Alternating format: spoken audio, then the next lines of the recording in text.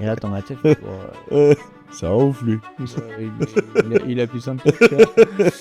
Intéressant. Donc, tu vois, ça, c'est C'est la première fois qu'on me l'a fait. C'est inavouable d'avouer qu'on aime le sexe, tu vois. Mais voilà, non, mais voilà. Mais c'est très bien, mais c'est très bien.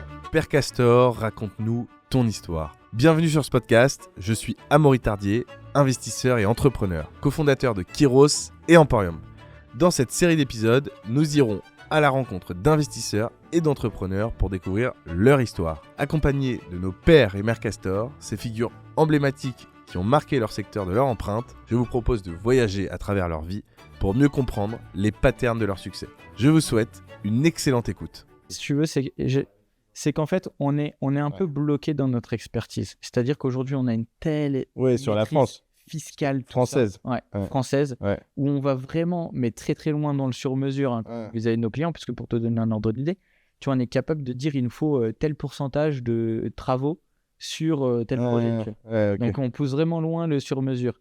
Et en fait, on pousse tellement loin tout ça, cette maîtrise fiscale, que demain, tu viens conquérir, entre guillemets, tiens, tu te lances sur la Belgique, l'Allemagne, le machin.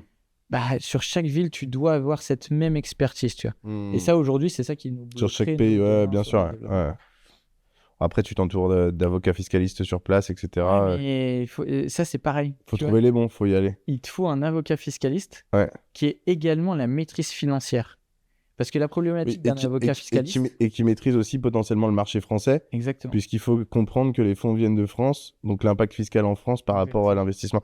Oui, c'est sûr. Non, mais... Tu vois, et en fait, ça, c'est des points centraux, c'est qu'il nous faut des gens un peu, t'es pas multitâches, mais un peu ouverts. Non, mais je trouve que ça, c'est le kiff. Enfin, moi, ça me ferait kiffer de me dire, tu fais investir des gens à Madrid. Pour le coup, c'est plus pour le kiff, c'est plus utopique qu'autre chose, parce que de toute façon, le marché français est déjà huge. Ouais. Mais genre, aller, tu vois, genre, tu prends l'avion pour aller à Madrid et tu vas visiter des biens, ça me ferait kiffer. Ouais, c'est sympa.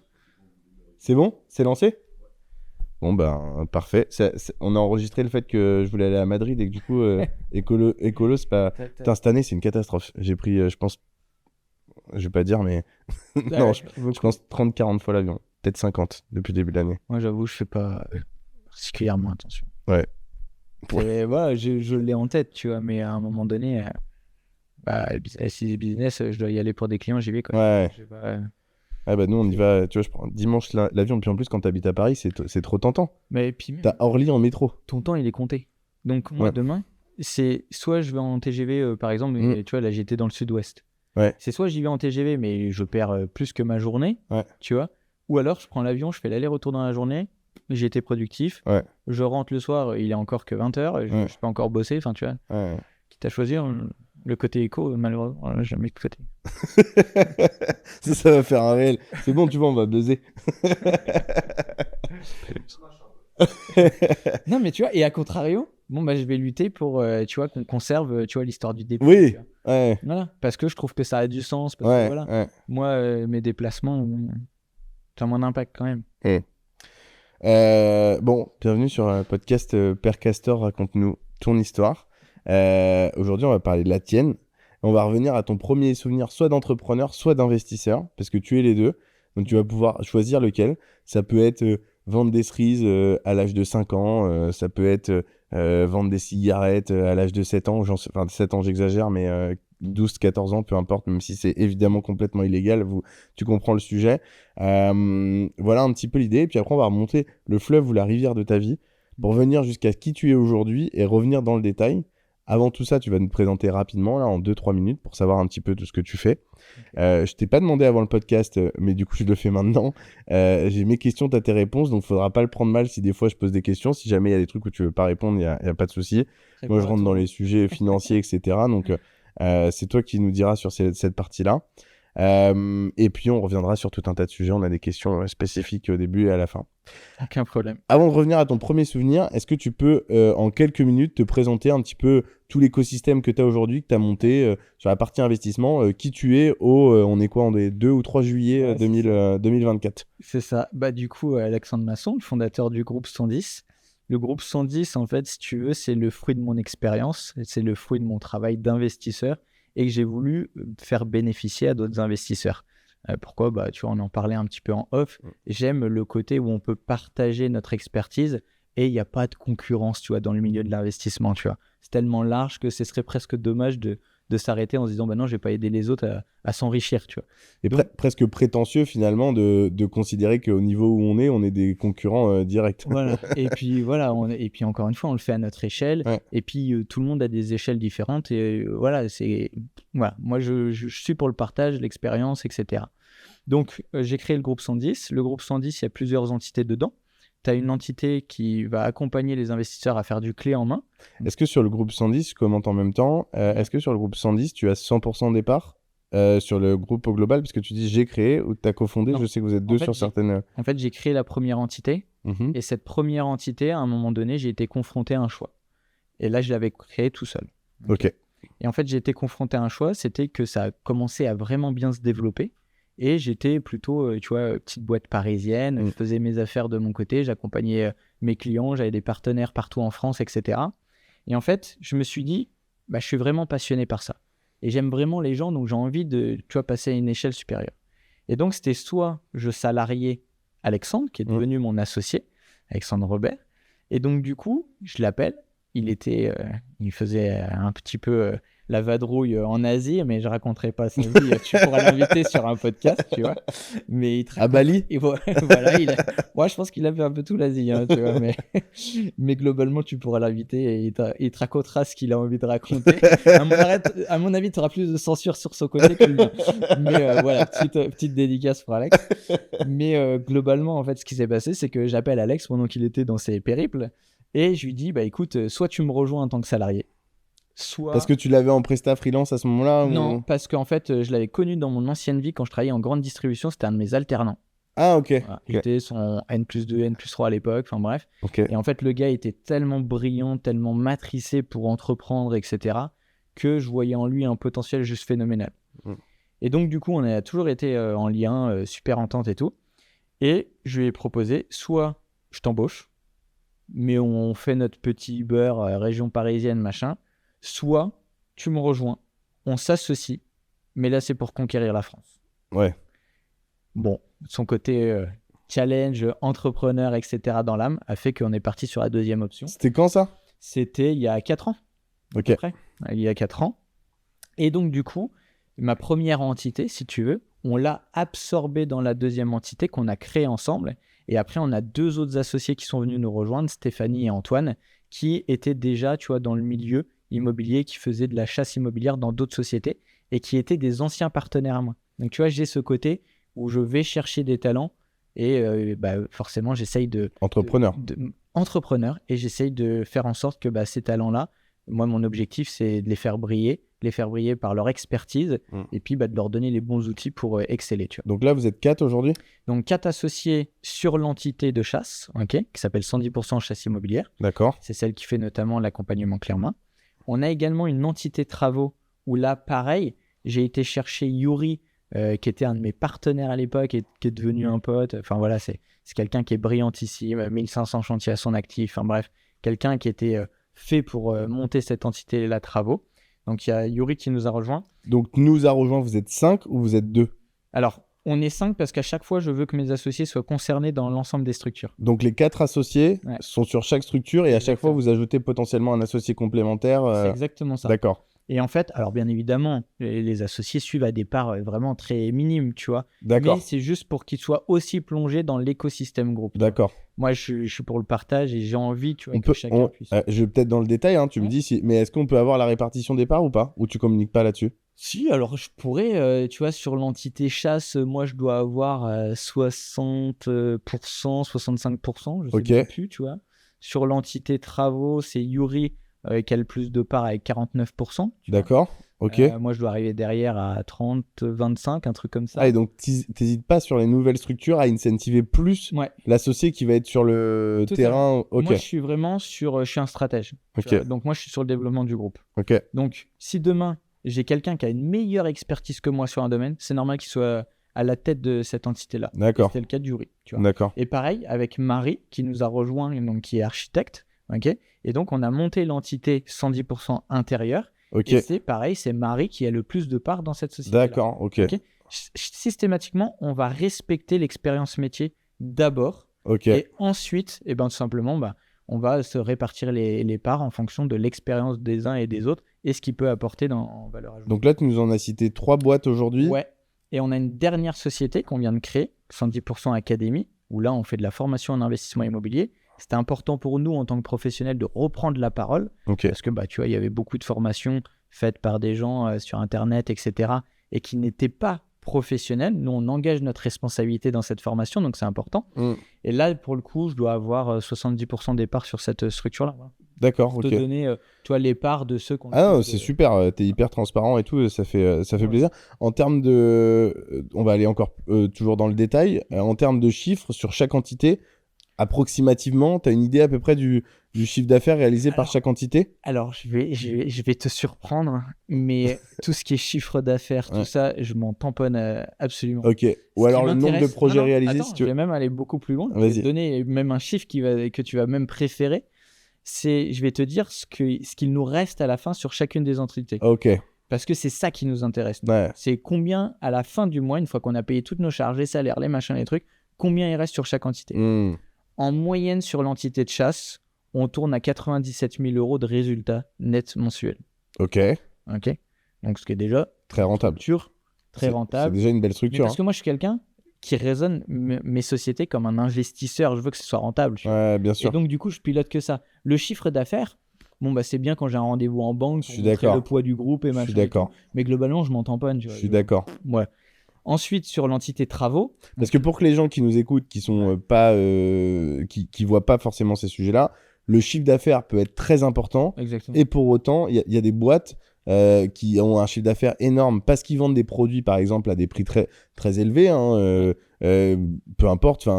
Voilà, typiquement, une boîte de travaux, par exemple, tu montes très rapidement un chiffre d'affaires très élevé. En chiffre d'affaires, c'est colossal. Ouais. Pour autant, il y en a qui font des résultats qui sont parfois très maigres parce qu'ils n'arrivent pas à marger. Et ce qui reste dans la poche, c'est pas le chiffre d'affaires. Parce que finalement, le chiffre d'affaires, c'est un peu le show-off. T'as raison d'y répondre. Je le demande pas parce que des fois, c'est un peu gênant. Il y a des gens qui répondent pas. Mais ce qui est cool, c'est que toi, tu réponds. Donc, c'est top. Mais du coup, le résultat, là, c'est ce qui reste dans la poche. Alors, avant s'il y a distribution, il y a des charges, etc. Tu ne gagnes pas sur cette structure. Déjà, t'as pas 100% de cette boîte. Mais tu ne gagnes pas 97 000 € par mois. Il n'en reste pas moins que ça reste quand même très lucratif et que c'est déjà une belle structure. Exactement. Donc, sur la première chasse. En plus de ça, on en parlera, mais on n'est pas très exigeant, nous, tu vois, les associés en appel de REM, parce qu'en fait, on préfère tout simplement, mais on pourra parler de fiscalité tout à l'heure si tu veux, mais on préfère faire fructifier notre argent dans d'autres projets, et ce sera notamment la 5e entité du groupe demain, et on va en parler. Ok, ça marche. Donc, 97 sur la boîte de chasse. Travaux, globalement, on tourne à une moyenne actuelle, sachant que Travaux, elle a été créée qu'il y a 1 an et demi. D'accord. Donc, elle est encore très jeune, Travaux. Donc, début 2023. Début 2023, en pleine contraction du marché immobilier. Ouais, ok. Vraiment, en plus, là, on a tapé dans la pire période pour lancer le truc. Mais on avait une telle expertise et une telle expérience via et un besoin aussi. Et puis un besoin. Et un besoin énorme. Tu sais, nous, la plupart des gens qu'on accompagne, les travaux, c'est ce qu'on appelle le point de douleur d'un projet. Bien sûr, je suis tout à fait d'accord. Ils ont peur des travaux, l'artisan qui risque de... Pardon, mais à juste titre aussi. Il y a eu tellement de difficultés sur ces sujets-là. C'est dur de le prendre en charge. C'est un sujet... Ouais, alors oui, mais tu sais, moi j'appelle ça toujours la puissance des minorités. C'est-à-dire que tu vas toujours entendre plus parler d'expériences mauvaises que de bonnes expériences. Bien sûr. Donc c'est ce qu'on appelle la puissance des minorités, tu vois. Et donc du coup, les gens qui sont totalement satisfaits, globalement, ceux-là, tu vas pas trop les entendre ou ils vont juste faire... Et déjà d'une, ils ont du mal à faire un commentaire, tu vois, même pour te laisser un avis. Par contre, celui qui est pas content, lui, il sait qu'il va te mettre un avis et il va te le mettre en mode dégueulasse. Bien sûr. Bon, enfin bref. Et donc du coup, voilà, on a lancé ça.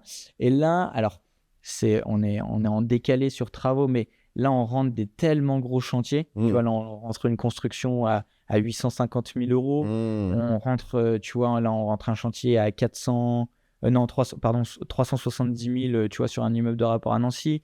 Enfin, globalement, on doit tourner à un résultat net par mois, 70, 80, tu vois, ça va naviguer à ça, tu vois, sur travaux. En sachant que du coup, pour mettre en relation, pour expliquer ce qu'on disait tout à l'heure, le chiffre d'affaires de la boîte de travaux est nettement plus important que la boîte de chasse. Ah, carrément. Pour autant, le résultat est pour l'instant un peu plus faible. Ouais, totalement. Mais parce que, tu vois, on est au début, entre guillemets, de l'aventure. Bien sûr. Travaux, tu vois. Bien sûr. Mais par contre, là, on le voit, c'est que tous les gens avec qui on a fait déjà des travaux, ça y est, commencent déjà à nous recommander autour d'eux. Pourquoi ? Ouais. Parce que quand tu es un bon artisan, Ah bah c'est clair. bah là, tu es content de le partager. Bah tu vois. c'est clair. C'est un peu comme si tu faisais un cadeau à tes amis. Tu vois. Dès l'instant qu'ils t'annoncent qu'ils ont des travaux chez eux, j'ai le cadeau T'inquiète, pour j'ai vous. quelqu'un. J'ai quelqu'un pour vous, ça va bien se passer. Donc non, enfin voilà, donc on a une belle expertise là-dessus.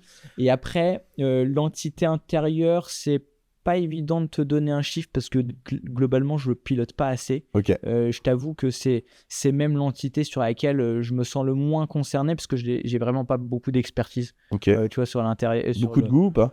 Pas du tout de goût. En gros, moi, un bien, il est rentable, il est bien un bon emplacement sur une bonne démographie. Enfin, tu vois, et globalement, l'intérieur, comment il est, je m'entends pas. Tu vois, c'est d'ailleurs le plus grand regret de ma femme, c'est que, tu vois, même dans ma propre maison, je m'en fous. Tu vois. Moi, tu peux me faire vivre dans une cave, limite, je m'en fous tant que je me sens bien, tu vois. Bon, enfin bref, tu vois, je caricature un peu le truc, mais voilà, j'ai pas du tout d'affect. Et donc, du coup, c'est peut-être pour ça que j'ai plus de mal à me mettre dans cette entité-là. Mais là, c'est une entité sur laquelle on commence à rentrer des belles missions. Ok. Donc là, tu vois, Marie, elle rentre des missions, tu vois, je sais pas, ouais, bah la moindre mission, allez, c'est vite du 10 000 balles quand même, quoi, tu vois. Ok. Donc c'est quand même des belles missions, mais globalement, tu vois, je saurais pas te donner le chiffre Ouais, résultat. C'est pas la plus importante aujourd'hui en tout C'est cas. pas la plus importante. Ok. Pourquoi ? Parce qu'au départ, ce qu'il faut savoir, c'est que l'entité, enfin la compétence d'architecte d'intérieur, on l'avait dans travaux.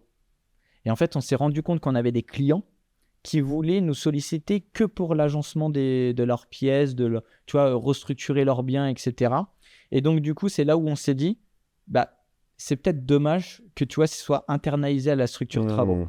Et donc, on l'a vu comme une opportunité de communication vis-à-vis de nos clients en disant, bah, tiens, toujours dans le souhait de l'offre tiroir, bah, tiens, on va dissocier travaux d'intérieur. T'as pas de recherche d'architecte intérieur en ce moment?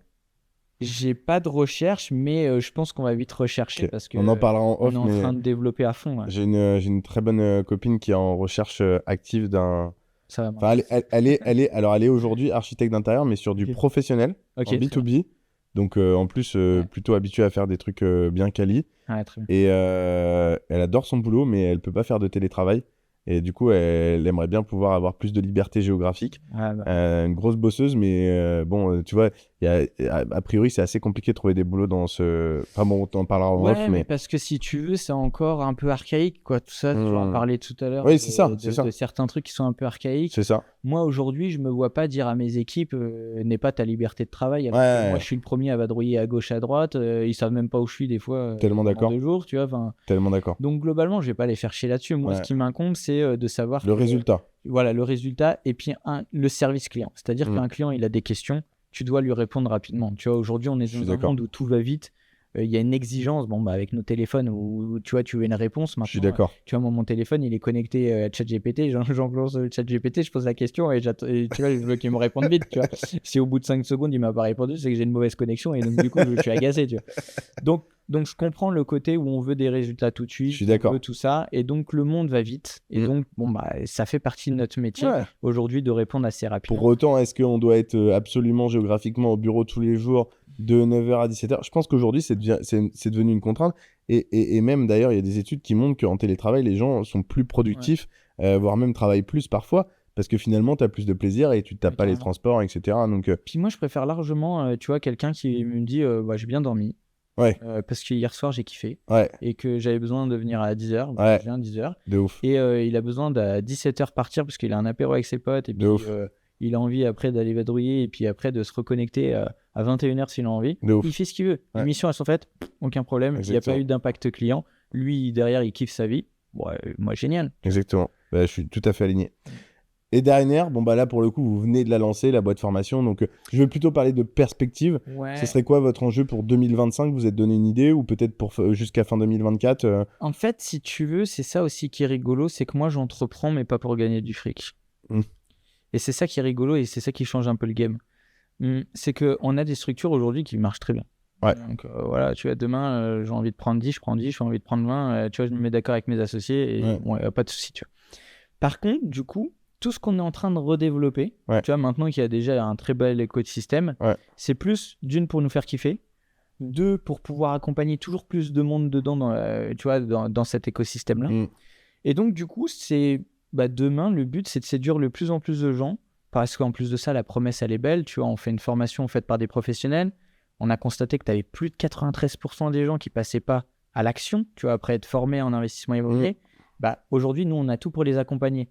Donc moi, mon objectif, c'est de dire, bah, vous faites former, et demain, bah, tu te sens pas capable, malgré que tu as fait une belle formation, de passer à l'action, bah, tu passes par nos services de clé en main et tu es remboursé de 100% de ta formation. Tu veux qu'on fasse quoi de plus? Tu vois? Donc voilà. Donc, Je suis d'accord. on a plus cette mission de kiffer tous ensemble, de changer un peu le quotidien des gens, leur avenir. Aujourd'hui, on le voit, enfin, tu vois, t'as quel âge, toi, Maurice? Je sais même plus. 25. T'as 25 ans, tu es encore bien plus jeune que moi. Toi, t'as Moi, 37. 37, tu vois. On fait partie de générations où, globalement, on le sait, le modèle économique français, il est fragilisé, notamment au niveau des retraites, tu vois, au niveau même de la santé, au niveau de plein de choses. Au niveau politique. Voilà, voilà, moi, j'ai des règles où je parle pas politique et tout, mais si tu veux, on a des modèles qui sont fragilisés et qui seront, quoi qu'il arrive, en mouvement demain sur les années à venir. Donc demain, est-ce qu'un jeune de 25 ans qui rentre sur le marché, il peut se dire, bon, bah, moi, je vais travailler toute ma vie, donc je vais travailler 40 ans. Donc déjà, est-ce que je vais tenir les 40 ans, tu vois, ça, j'ai plus de mal à y croire. Deuxièmement, bah, je vais miser sur le fait qu'on me donnera une retraite. Donc, si je gagne 3-4 000 balles par mois, bon, bah, ma retraite, il me restera 2 fois moins. Alors que j'aurai plus de temps pour kiffer. Si je l'ai. Si je l'ai, voilà. Donc, du coup, aujourd'hui, ça serait intéressant d'avoir une stat des gens qui ont moins de 25 ans qui pensent avoir une retraite à 65 ans. Le chiffre, il est de plus Je en pense plus bas. qu'on est de genre du 93% des gens qui pensent qu'ils n'en auront pas. Ouais. On est à peu près sur les mêmes stats que la formation. Je saurais pas dire, mais je pense qu'il n'y a plus beaucoup de jeunes qui pensent très peu. à ces modèles-là. Très peu. Donc, du coup, tu vois, le but, c'est, OK, on connaît les règles du jeu. Et moi, mon objectif aujourd'hui, c'est d'accompagner les gens qui ont envie de changer quelque chose. En fait, si tu veux, j'ai envie d'être un élément déclencheur pour les gens qui se disent « je suis capable d'aller chercher des choses par moi-même ». Tous ceux qui sont OK dans leur vie et qui se disent « je me conforme à ce qu'on me donnera, aux règles qu'on m'imposera », parce que du coup, quand tu n'es pas dans la maîtrise, bah, tu es dans ce que les autres t'imposent, bah, ceux-là, tant mieux, je suis très content pour eux s'ils sont heureux. Parce qu'aujourd'hui, moi, il y a un truc que j'aime rappeler, c'est que peu importe ce qu'on fait dans notre vie, on a tous au moins un objectif commun. Et c'est celui sur lequel on doit tous se retrouver. C'est juste dans notre vie être heureux. Tu es salarié, tu es heureux comme ça, tu kiffes parce que tu es dans une belle boîte, un machin et tout. Mais génial. Tu vois, je suis pas à fond pour faut être entrepreneur, faut être machin, faut être truc. Non, sois heureux dans ta vie. Je pense que quand tu découvres les choses, tu as envie d'être t'es maximaliste sur un sujet. Tu découvres l'investissement, tu as envie que tout le monde devienne investisseur. Tu découvres l'entrepreneuriat, tu as envie que tout le monde devienne entrepreneur. Et ensuite, tu avances dans le temps, tu comprends les mécanismes, tu te rends compte que tout n'est pas si facile. Et donc ensuite, après, tu comprends qu'en effet, tu vois, j'ai un discours qui est évolutif là-dessus, où je me dis maintenant, c'est vrai que tout le monde ne peut pas être heureux dans une situation donnée. Entrepreneur, c'est très agréable, mais aussi très difficile. Ça comporte des avantages et des inconvénients. Et ça, il faut les accepter. Et c'est pour ça que peu importe la situation, je suis parfaitement d'accord avec ton analyse. À partir du moment où tu es heureux, finalement, eh bien, c'est le principal. Et peu importe la situation que tu as aujourd'hui. Par contre, je pense qu'il faut se donner les moyens d'essayer d'être heureux. Ou de tendre vers ce qu'on a envie de faire pour être heureux. Mais ça rejoint ne pas avoir de regrets, tu vois. C'est, tu ne peux pas te dire je me contente pas de ce que j'ai ou je ne suis pas heureux dans ce que j'ai, d'accord, et te dire bah, je bouge pas. Ça devrait être une interdiction. Tu vois, on devrait punir les gens qui restent hors la loi. Tu vois, là pour le coup, je suis plus caricatural en me disant mais punissez-vous quoi, vous-même. Je sais pas, faites un truc, mais bougez-vous le cul. Pourquoi ? Parce qu'à un moment donné, tu peux pas rester dans une situation si tu es pas bien. Tu vois, t'as qu'une vie. Une vie, elle passe vite, quoi. Et encore une fois, on a même un compteur au-dessus de notre tête, on sait jamais quand est-ce qu'il va s'arrêter. Et ben moi, ma règle, c'est de me dire, je suis pas heureux dans un truc, ben je change. Tu vois ? Bon, ben voilà. Et ben j'aimerais que les gens, tu vois, sans parler entrepreneuriat, salariat, machin, gagner plus d'argent ou machin, non, juste t'es pas heureux là, bah bouge, va là où... Tu l'as appliqué, t'as un truc que t'as fait où t'as cut... Moi, j'ai un copain qui a fait ça, j'ai trouvé ça d'une force... Il avait une boîte qui faisait 6 millions à l'année, chiffre d'affaires pour le coup. 6 millions à l'année de chiffre d'affaires. Il l'a cuté parce qu'il sentait qu'il fallait pas qu'il la continue. Est-ce que toi, t'as eu un moment donné... Je sais pas, par exemple, il y a des gens aujourd'hui... Je t'ai pas demandé, mais t'as des enfants ? Ouais, 2. T'as 2 enfants. Il y a des gens qui font le choix aujourd'hui. Il y a une forme de pression sociale pour avoir des enfants aujourd'hui en France. Il y en a qui le font par plaisir, d'autres peut-être un peu moins par choix. J'ai des amis dont je donnerai pas le nom. Je pense que s'ils avaient dû recommencer, ils le feraient pas. Enfin, c'est eux qui le disent. Plus les femmes.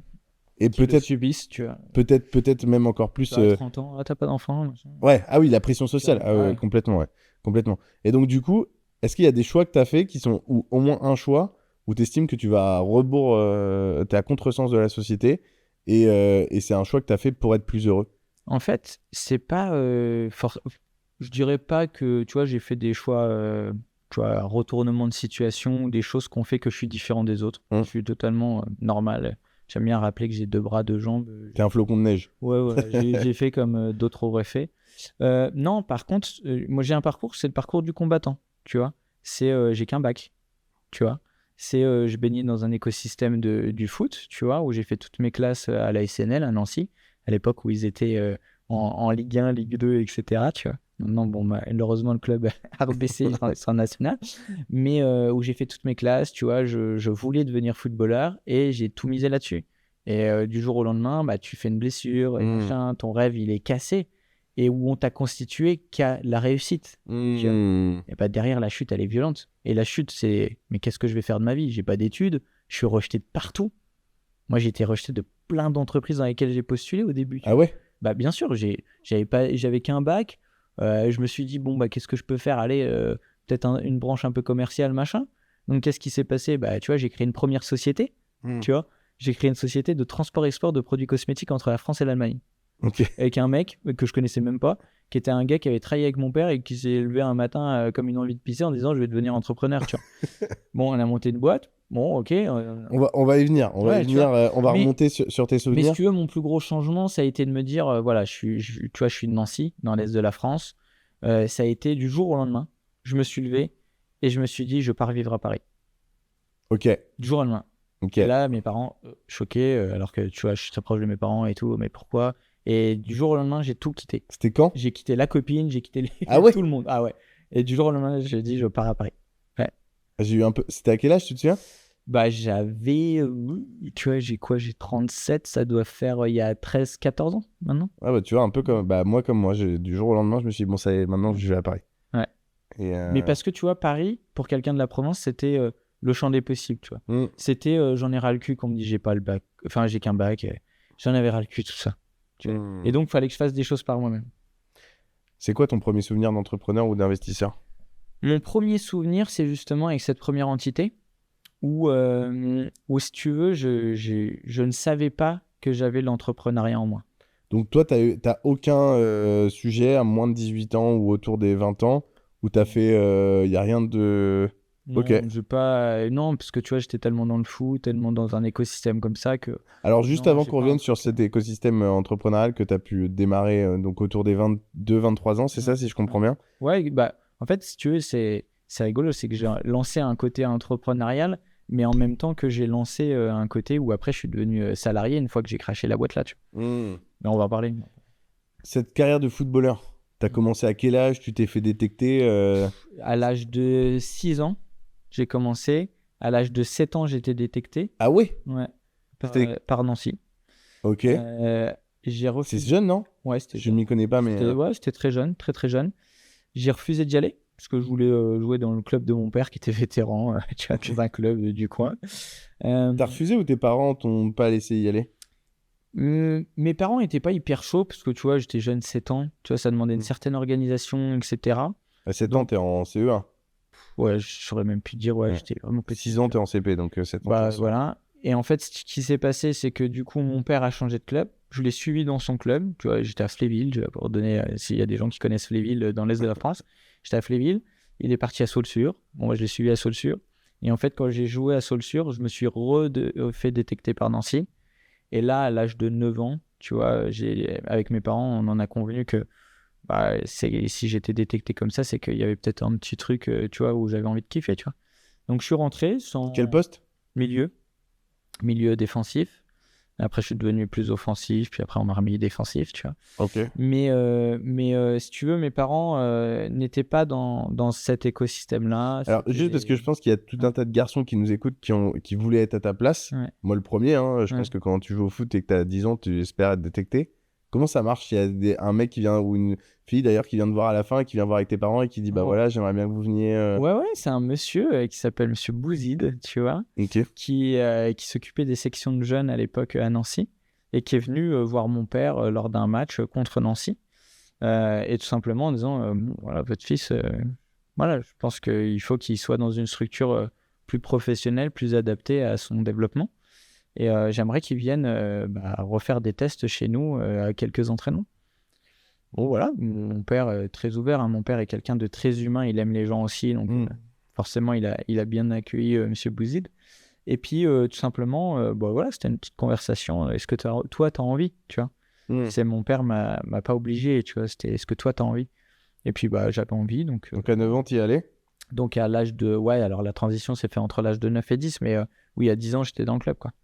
Donc, tu changes d'école, Alors, je change pas encore d'école, parce qu'à l'âge de 10 ans, ils te laissent dans ton école, et puis tu vas aux entraînements, enfin, c'est tes parents de t'organiser. Et puis à l'âge de 13 ans, là, je rentre en préformation. Et t'as déjà une rémunération à 13 ans? T'as un truc? Non, t'as rien pour l'instant. Nancy, c'est petit club, tu vois, c'est pas comme des clubs. Ok, Nancy, c'était quoi? C'était Ligue 2, Ligue 1 à ce moment-là? À l'époque, ouais, c'était. Ils naviguaient entre la Ligue 1 et Ligue 2. Moi, j'ai toujours Et tu te fais pas détecter par d'autres clubs à ce moment-là qui te demandent de venir? Non, pas à l'âge là. Pas à l'âge là. Là, c'était vraiment Nancy. Alors, il y avait eu le club de Metz, mais ça reste très régional, tu vois. Mais je fais le choix de Nancy parce qu'on vivait à côté de Nancy. C'était plus simple et tout. Puis, j'avais pas du tout envie de partir, tu vois, plus loin, tu vois. Donc, j'ai fait toutes mes classes, préformation, formation, centre de formation. Et puis voilà. Puis après, grosse blessure, ce qu'est le syndrome de beaucoup de gens qui sont dans cet écosystème-là. Et puis, d'un coup... À quel âge? 17 ans. 17 ans, fracture du coup de pied, une blessure très très rare. Et pareil, tu vois, j'ai été soigné mais par Monsieur Bonavia, tu vois, je peux reciter son nom, qui aujourd'hui n'est plus parmi nous, qui était fantastique. C'était le kiné des professionnels, c'était le kiné par qui tout le monde misait, mais avec des méthodes très archaïques. Tu vois, par exemple, j'avais été à l'hôpital, et à l'hôpital, mon entraîneur a dit surtout, vous n'intervenez pas. À l'hôpital, parce que sinon ils savaient que c'était un truc classique, on me plâtrait et puis voilà, tu vois. Et donc on m'a envoyé dans le cabinet de M. Bonavia, qui m'a allongé sur une table, qui m'a fait une technique où il a coincé ses doigts entre mes orteils et il m'a claqué le pied sur la table, tu vois, pour que le pied se remette, quoi. Et ça s'est remis? Et ça s'est remis. Ça s'est remis, mais c'était une blessure rare. Donc comme c'était une blessure rare, le club ne savait pas comment elle allait évoluer dans le temps. Et donc, comme c'était sur des appuis. Donc, ils t'ont pas repris? Donc, ils m'ont pas repris. Ah ouais? Ils m'ont pas fait passer stagiaire pro. Ouais. J'étais en pleine négociation avec eux. Et donc, qu'est-ce qui se passe à ce moment-là, à 17 ans? À 17 ans... Parce que tu passes le bac, du coup, tu disais? Ouais. Et t'as aucun autre club qui s'intéresse à toi? Alors, c'est pas qu'il n'y ait pas d'autres clubs, parce que je fais un dernier tournoi en Guadeloupe avec Nancy. Et en Guadeloupe, je me fais remarquer par plusieurs clubs. Et on me proposait d'aller faire des détections dans 3 clubs anglais, 2 clubs français. Donc, tu avais Tottenham, Fulham et West Ham en club anglais. Ah oui, des gros clubs en plus. Ouais, et en club français, tu avais Guingamp et Rennes. Ok, donc à l'époque, en plus, Guingamp, c'était Ligue 1. Et puis des beaux centres de formation, enfin, oui, des beaux clubs formateurs et tout. Et en fait, ce qui s'est passé, c'est que mes parents sont une famille très modeste. On partait pas beaucoup en vacances et tout. Et en fait, comme je connaissais mon départ de Nancy avant ce tournoi-là, mes parents m'avaient fait la surprise de dès que je reviens, dès qu'on atterrit en France, je repartais et on partait en vacances. Et donc, du coup, j'ai loupé toutes les phases de détection. Ah ouais? Voilà. Et la chance, elle est une fois? Tu les appelles pas et tu leur dis je peux revenir Non, alors on a réessayé, mais après les détections étaient finies. Donc ils avaient fait leur sélection de joueurs, etc. Donc globalement, tu te réimposes pas, tu vois, tu n'es rien dans cet écosystème-là. Donc tu te mets à disposition et c'est eux qui te prennent s'ils ont envie de te prendre, tu vois. Donc voilà, donc non. Et puis ça m'a profondément attristé. Tu vois, le fait qu'on vienne me chercher jeune, on mise sur moi pendant pas mal d'années, etc. Et puis que tout s'arrête du jour au lendemain, tu vois. Et que du jour au lendemain, ça y est, il n'y a plus rien. Tu vois. Mais tu avais noué des liens avec l'entraîneur, etc. Alors, avec certains entraîneurs, oui. Avec mon dernier entraîneur, non, parce que c'était quelqu'un de très froid et que je portais pas du tout dans mon cœur. Tu vois. Non, mais il te connaissait, ça faisait 10 ans que tu étais là. Enfin, ou 7 ans. Ouais, mais en fait, si tu veux, c'est comme dans tout. Par contre, j'avais noué des liens avec des joueurs pros. Tu vois, je pense à un mec comme Frédéric Biancalani, qui est un homme en or, tu vois, qui me faisait faire des spécifiques dans la fosse, moi tout seul, alors que les autres étaient en course, tu vois. Des gens qui ont misé sur moi, tu vois. Et ça a été un des premiers, quand il a su qu'on ne me gardait pas, à vouloir aller voir M. Rousselot, le président du club, en disant non, Alex, il reste, quoi. Et c'est moi qui n'ai pas voulu. Pourquoi? Parce que je voulais pas rester dans des conditions comme ça. C'était pas assez humain pour toi? Je sais pas, je ressentais. Je sais pas si c'était le côté humain, parce qu'à l'époque, je le ressentais pas forcément comme ça, mais j'avais un degré de tristesse de me dire on me veut plus. C'est le rejet. Donc si on me veut plus, moi je m'impose pas là où on me veut plus, tu vois. Tu vois, j'ai un peu un truc, c'est un peu comme une séparation, tu vois, avec quelqu'un. Quelqu'un Qui te dit c'est fini, qui me dit à moi c'est fini, je ne vais jamais quémander son amour ou son amitié, tu vois. C'est cette personne-là a décidé que je dois plus faire partie de sa vie, c'est ok, je la laisse partir. Mais par contre, bah, derrière, j'ai tracé, j'ai fermé la porte et tu me revois plus, quoi. Tu Et si elle revient, cette personne? vois. Moi, je suis comme ça. Je donne tout, je suis capable de beaucoup donner, mais le jour où tu me trahis, le jour où il y a un truc, C'est terminé. non, ouais, tu peux plus revenir. Je pardonne pas. Ah oui, ok. Ouais, je Ok, pardonne ok. pas. Je pardonne pas quelqu'un qui m'a déçu.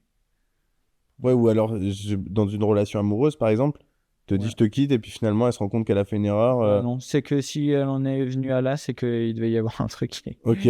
qui faisait que il y avait T'as un pas, truc. t'as pas de regrets sur t'arrives presque à 40 ans dans 3 ans. Allez, ça c'est gratuit. Ouais, Mais, ouais. Ouais, ok, merci pour le pic. mais t'arrives presque. J'ai perdu mes cheveux. Bon, je peux montrer à la vidéo.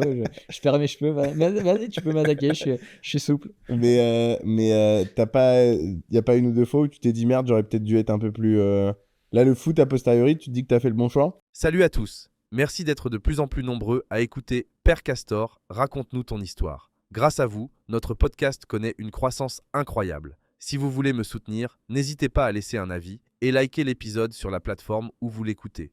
Ça ne prend que quelques instants et ça nous aide énormément à continuer de vous offrir des interviews inspirantes avec des invités exceptionnels. Je lis tous vos avis et ils comptent beaucoup pour moi. Maintenant, je vous souhaite une excellente écoute. Le foot sera mon regret de vie. Ok. Mon regret de vie de me dire maintenant que je suis dans un écosystème où il faut pousser les portes. Tu vois. Quand tu es dans un milieu d'investisseurs, il faut pousser les portes, il faut pousser le contact, il faut pousser à ce qu'on te mette en réseau avec l'autre personne, tu vois. J'ai été peut-être jeune et naïf de me dire, et peut-être une fierté de me dire, non, je ne dois pas rester dans le club de Nancy parce qu'il y a certains pros qui veulent que je reste dans le club, tu vois. Ce serait à refaire, je me dis, mais qu'est-ce que j'en ai à foutre du regard des autres Bien sûr. et d'être resté par piston. Bah, ça, ce sera peut-être mon regret de vie. Et c'est un regret sur lequel j'essaye de travailler encore, alors que tu vois, j'ai une belle vie, j'ai plein de belles choses, mais ça restera le regret de ma vie. C'est triste ce que je dis, parce que j'ai réussi plein de belles choses, etc. depuis, tu vois. Ouais. Et c'est d'ailleurs même ce que j'ai réussi à faire aujourd'hui, c'est peut-être grâce à cette force-là et cet échec-là, Aujourd'hui, que je me suis promis à moi-même de ne plus jamais rééchouer et d'avoir autant de regrets que ce que j'ai eu avec cette expérience. Donc aujourd'hui, tu as moins de mal à pousser une porte et à insister un peu plus pour avoir ce que tu veux? Maintenant, s'il faut que je m'impose dans un truc, et peu importe le moyen d'y rentrer, Tu le fais? de la défoncer, ouais. Ok, intéressant sur cette première phase. À 18 ans, tu passes ton bac. Ouais, Tu l'as? ouais, je l'ai. C'était un bac quoi? C'était un bac pro commerce. Ok. En centre de formation, globalement, le bac général, c'est pas le plus C'est pas le sport disponible. national. Voilà, c'est pas le sport national. Donc, je fais un bac pro commerce. J'ai mon bac pro avec, je crois, j'aurais pu te dire, mais je crois que j'ai une moyenne genre 14 et quelques. Enfin, tu vois, un truc bien alors que je foutais rien. Tu vois. Ok. J'avais une prof qui était super sympa, parce que quand j'ai basculé dans un cursus scolaire classique pour avoir mon bac, parce que c'était ma dernière année, qui était une prof que j'avais en centre de formation Ok. en commerce et qui faisait en fait la double activité en centre de formation et dans l'école dans laquelle elle m'a emmené. D'accord. Qui était une école, bon quand même, c'est l'école Pierre de Coubertin à Nancy, qui est réputée pour être très sportive, etc. Tu vois, ils sont souvent bien représentés dans les tournois nationaux, etc. d'école. Ok. Donc je reviens dans un écosystème quand même de sport, tu vois, mais totalement incompris des professeurs. Totalement incompris, malgré que j'étais quelqu'un de très respectueux, tu vois, j'ai toujours eu ces valeurs de respect, etc. Mais, bah, tu vois, en centre de formation, j'avais 13 heures de cours par semaine. Je suis revenu dans un cursus scolaire classique pour mes dernières années. Je tenais pas trop en place sur ma chaise, quoi, tu vois. C'était tu vois, là, je suis très ancré, très assis, bien. Mais à l'âge là, si tu veux, j'avais besoin d'une activité qui était tellement dense. Donc, incompris des profs. Donc, pareil, je me sens rejeté de certains profs. Et là où on me rejette, je force pas. Et donc, du coup, je décide d'arrêter mes études. Ok. Alors que tout le monde me disait, mais bon, BTS, va me faire machin et tout. Non, j'ai pas voulu. Tu vois, j'ai eu une époque, on va dire, où partout où j'étais rejeté, je n'imposais pas. Ok. Timide un peu ou... Très timide. Ah, t'étais Très timide. Et c'est ça qui est complètement dingue, c'est que j'étais timide. J'étais plutôt... tu me demandais pas mon avis, je le donnais pas, tu vois. Très timide, réservé, mais en même temps très leader dans l'âme. Tu vois, dans mes sections de jeunes au foot, j'ai beaucoup été capitaine, tu vois. Donc, très discret. J'interviens pas pour rien dire. Enfin, j'étais comme ça maintenant. Je prends un peu plus la parole des fois, même pour rien dire. mais si tu veux, très leader naturel. Voilà. Ok. Très leader naturel, une force tranquille, etc. Très soudé. Tu vois, très. J'aime que les gens soient ensemble. Donc, c'est d'ailleurs pour ça, à mon avis, que j'ai été capitaine pendant pas mal de sections. Comment ils réagissent tes parents quand, en l'espace d'un an, même toi, je me permets de le dire parce qu'en plus aujourd'hui ça a bien changé, mais t'es un down, t'arrêtes tes études, tu te retrouves à plus avoir de carrière de football alors qu'on espérait que t'aies une carrière intéressante. Qu'est-ce qui se passe à 18-19 ans là où t'arrives dans un âge un peu sympathique? En fait, Qu'est-ce qui se passe pour toi? ce qui se passe, c'est que déjà, j'ai la chance d'avoir des parents génialissimes. Tu vois. Mes parents ont arrêté l'école à 14 ans. Tu vois, c'était... Ouais, tu vois, Ils font quoi tes parents? ma mère, bah, là, ils sont retraités maintenant. Ouais. Ma mère a travaillé en usine toute sa vie et mon père a travaillé en grande distribution toute sa vie. Tu vois. Ok. Donc, globalement, si tu veux, déjà, ma mère, elle a 76 ans, mon père, 75 ans. D'accord. Donc, l'école, à 14 ans, quand tu n'avais pas de moyens, ça y est, tu devais aller travailler avec tes parents. Enfin, tu vois, tu rentrais dans la vie active. Donc, si tu veux, j'ai pas du tout eu cette pression-là. Même s'ils ont voulu quand même me faire comprendre que c'était bien si je poussais un peu les études, tu vois. Mais ils ont respecté mon choix. Le choix du regret, le choix d'une certaine tristesse, tu vois, d'être rejeté. Donc, ils l'ont accepté, mais ils m'ont fait comprendre que ça pouvait être dur. Tu vois, parce que justement, maintenant, il faut des études pour rentrer dans une société, dans un truc, etc. Mais ça a été OK. La règle avec mes parents, ça a été, t'arrêtes les études, mais c'est pour faire quelque chose. Qu'est-ce que t'as fait? Je suis rentré chez Made in Sport, un magasin de sport. Qui existe toujours? Je sais même plus si ça existe. Ok. Mais en tout cas, à Nancy, c'est sûr que ça n'existe plus. Ok. Je sais pas si la filiale existe encore. Mais je suis rentré chez eux parce que j'avais fait mon stage chez eux. Et en fait, j'étais tellement passionné par le foot qu'ils m'ont donné la gestion du rayon foot, tu vois. Donc voilà, je suis rentré chez eux, je me prenais pas trop la tête. J'ai vite arrêté au bout de 6 mois. Et là, j'ai lancé ma première structure. Donc finalement, t'avais même pas 22 ans, t'avais 19 ans alors? Ah ouais, j'ai lancé la première structure avant 20 ans. D'accord. Ok. Sur Nancy? Ouais, sur Nancy. Donc là, c'était de l'import-export? Transport-export de produits cosmétiques entre la France et l'Allemagne. Ok. Et c'était quoi quand il y avait... Enfin, en gros, concrètement, comment ça s'est orchestré? En fait, on importait des marques allemandes, D'accord. dans tout ce qui était notamment, tu vois, soins de massage, des choses comme ça, où en fait, on venait négocier les produits pour les instituts de beauté, tous les trucs comme ça. D'accord. Donc, ce qui s'est passé, c'est que je me suis associé à un mec qui s'appelle Yves, qui avait à l'époque 43 ans quand moi je venais d'avoir 20 ans, et encore, je sais même pas si j'avais encore mes 20 ans à l'époque. Je me suis associé à lui, qui était une personne qui avait travaillé avec mon père. Et Voilà, mon père l'avait vu, tiens, il veut lancer un truc, machin, est-ce que toi ça pourrait t'intéresser? Donc hop, on crée une synergie. Puis moi je me dis, bon bah ok. Puis lui, ok aussi, tu vois, sur le papier. Donc on lance le truc. Donc forcément, on n'avait pas de production, on n'avait rien, parce que en gros, on venait tout simplement importer une marque en France, quoi, tu vois. Donc on était en 2007, 2008. Je suis très mauvais sur les années, mais ouais, globalement, tu vois, c'est il y a 17 ans, quoi. Ouais, donc c'est ça, 2007 à peu près. Ouais, c'est ça, ouais. Ok. Ouais. Donc, ouais. Juste avant la crise. Je sais pas si ça a impacté, mais non, tu te souviens de ça? Non, nous, ça ne nous a pas du tout impacté. Ok. Globalement, au contraire, on commençait à bien tourner, puisqu'encore une fois, il y avait de la faculté de production qui ne nous appartenait pas, donc on avait tout pour développer. Donc, c'était tout simplement commercial, hein, tu vois, entre nous, hein. Tout l'écosystème autour de la gestion entre les transports, etc. Tout se faisait naturellement. C'est du dropshipping avant l'heure un peu. C'était ouais, on pourrait dire un peu ça en point de vente, ouais, du dropshipping en point de vente. Mais en fait, si tu veux, ça a commencé à bien tourner. Après, ce qui s'est passé, c'est que j'avais plus de résultats que mon associé. Donc, tu étais meilleur vendeur que lui? Donc, c'est ce que je dirais pas meilleur vendeur. Tu avais des meilleurs résultats que lui en vente? Je disais meilleur dans la relation humaine. J'aime beaucoup dire ça. Pourquoi? Parce que je suis convaincu que les gens, avant d'acheter un produit, ils achètent l'humain. Ah, mais c'est sûr. Et donc, Bah, c'est ce qu'on disait tout à l'heure d'ailleurs. exactement. Et donc, du coup, si tu veux, oui, je faisais des meilleurs résultats, mais j'avais noué des liens assez forts. Ça a duré 1 an et demi. OK. Au bout d'1 an et demi, je lui ai proposé d'échanger nos secteurs. Lui, il couvrait plus le secteur, tu vois, de Metz, par exemple. Et je lui ai dit, bah tiens, on n'a qu'à échanger nos secteurs et tout, mais tu sais, avec mon euphorie de jeunesse, quoi. Tu vois. Lui, il le prend presque un peu mal, parce que bah, je lui fais comprendre qu'il a moins de résultats aussi. Donc, voilà, donc j'avais pas cette compétence-là de mettre les formes, tu vois, avant. Donc tout ça se développe aussi avec l'âge, etc. Mais donc, du coup, on échange nos secteurs. On échange nos secteurs pendant 2-3 semaines. Et ce qui se passe, c'est que j'ai un gars de plusieurs grosses instituts de Nancy qui m'appelle et qui me dit, écoute, Alex, c'est quoi le pignouf avec lequel tu travailles?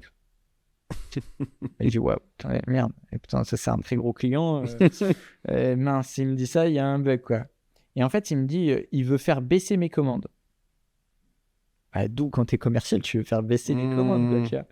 Bon, enfin bref, on se voit, je vais le voir chez lui. Il me dit, écoute, pour moi, ton gars, il est bizarre. Croisant mon expérience, moi, je suis un entrepreneur, ça fait des années que j'entreprends. Il me dit, il veut te la faire à l'envers. Ah ouais? Ouais. Il me dit, donc, cherche pas, il va vouloir baisser le résultat, il veut planter un peu ton truc. Comme il a dû détecter qu'il y avait un potentiel, tu vois. Et donc, du coup, il va essayer, par X moyen, de te faire sortir du truc et puis faire son bonhomme de chemin tout seul, tu vois. Et c'était vrai. Ah ouais? Donc, le conseil était précieux. Quelqu'un qui m'a bien aidé. Et donc, du coup, je convoque, et je dis bien convoquer parce que c'est rigolo, mais c'est comme ça que ça s'est passé. Je convoque mon associé, alors que je respectais, il avait des enfants, il avait 43 ans, enfin, tu vois, donc je respectais que le soir, ça lui appartenait, tu vois. Mais on se voit, et je le vois arriver, je me rappelle du rendez-vous, j'étais un peu tremblant, pas bien et tout, parce que je savais ce que je devais faire, quoi. Et donc, du coup, il a même pas le temps de s'installer. Je lui dis, bon, bah écoute, 3 solutions. Première, je te rentre dans la gueule tout de suite. La deuxième, c'est tu me cèdes tes parts de l'entreprise. La troisième, c'est tu me rachètes mes parts. Bon, il m'a racheté mes parts. Ok. Et on s'est séparés comme ça. Ah, et ça s'est arrêté après net. Pareil, tu vois, j'avais encore ce syndrome de Ouais, ok. tiens, il y a un rejet, Ok. je coupe court, j'arrête. Boum. Tu vois, et c'est rigolo parce que je vais presque avoir l'impression que je suis chez le psy là. Parce que, non, mais en fait, c'est rigolo parce que tu vois, j'ai jamais pris de recul sur ça. Et en fait, là, je fais le lien avec tous les trucs, comment ils se sont arrêtés. Et tout s'est arrêté de manière très brutale. Tu vois.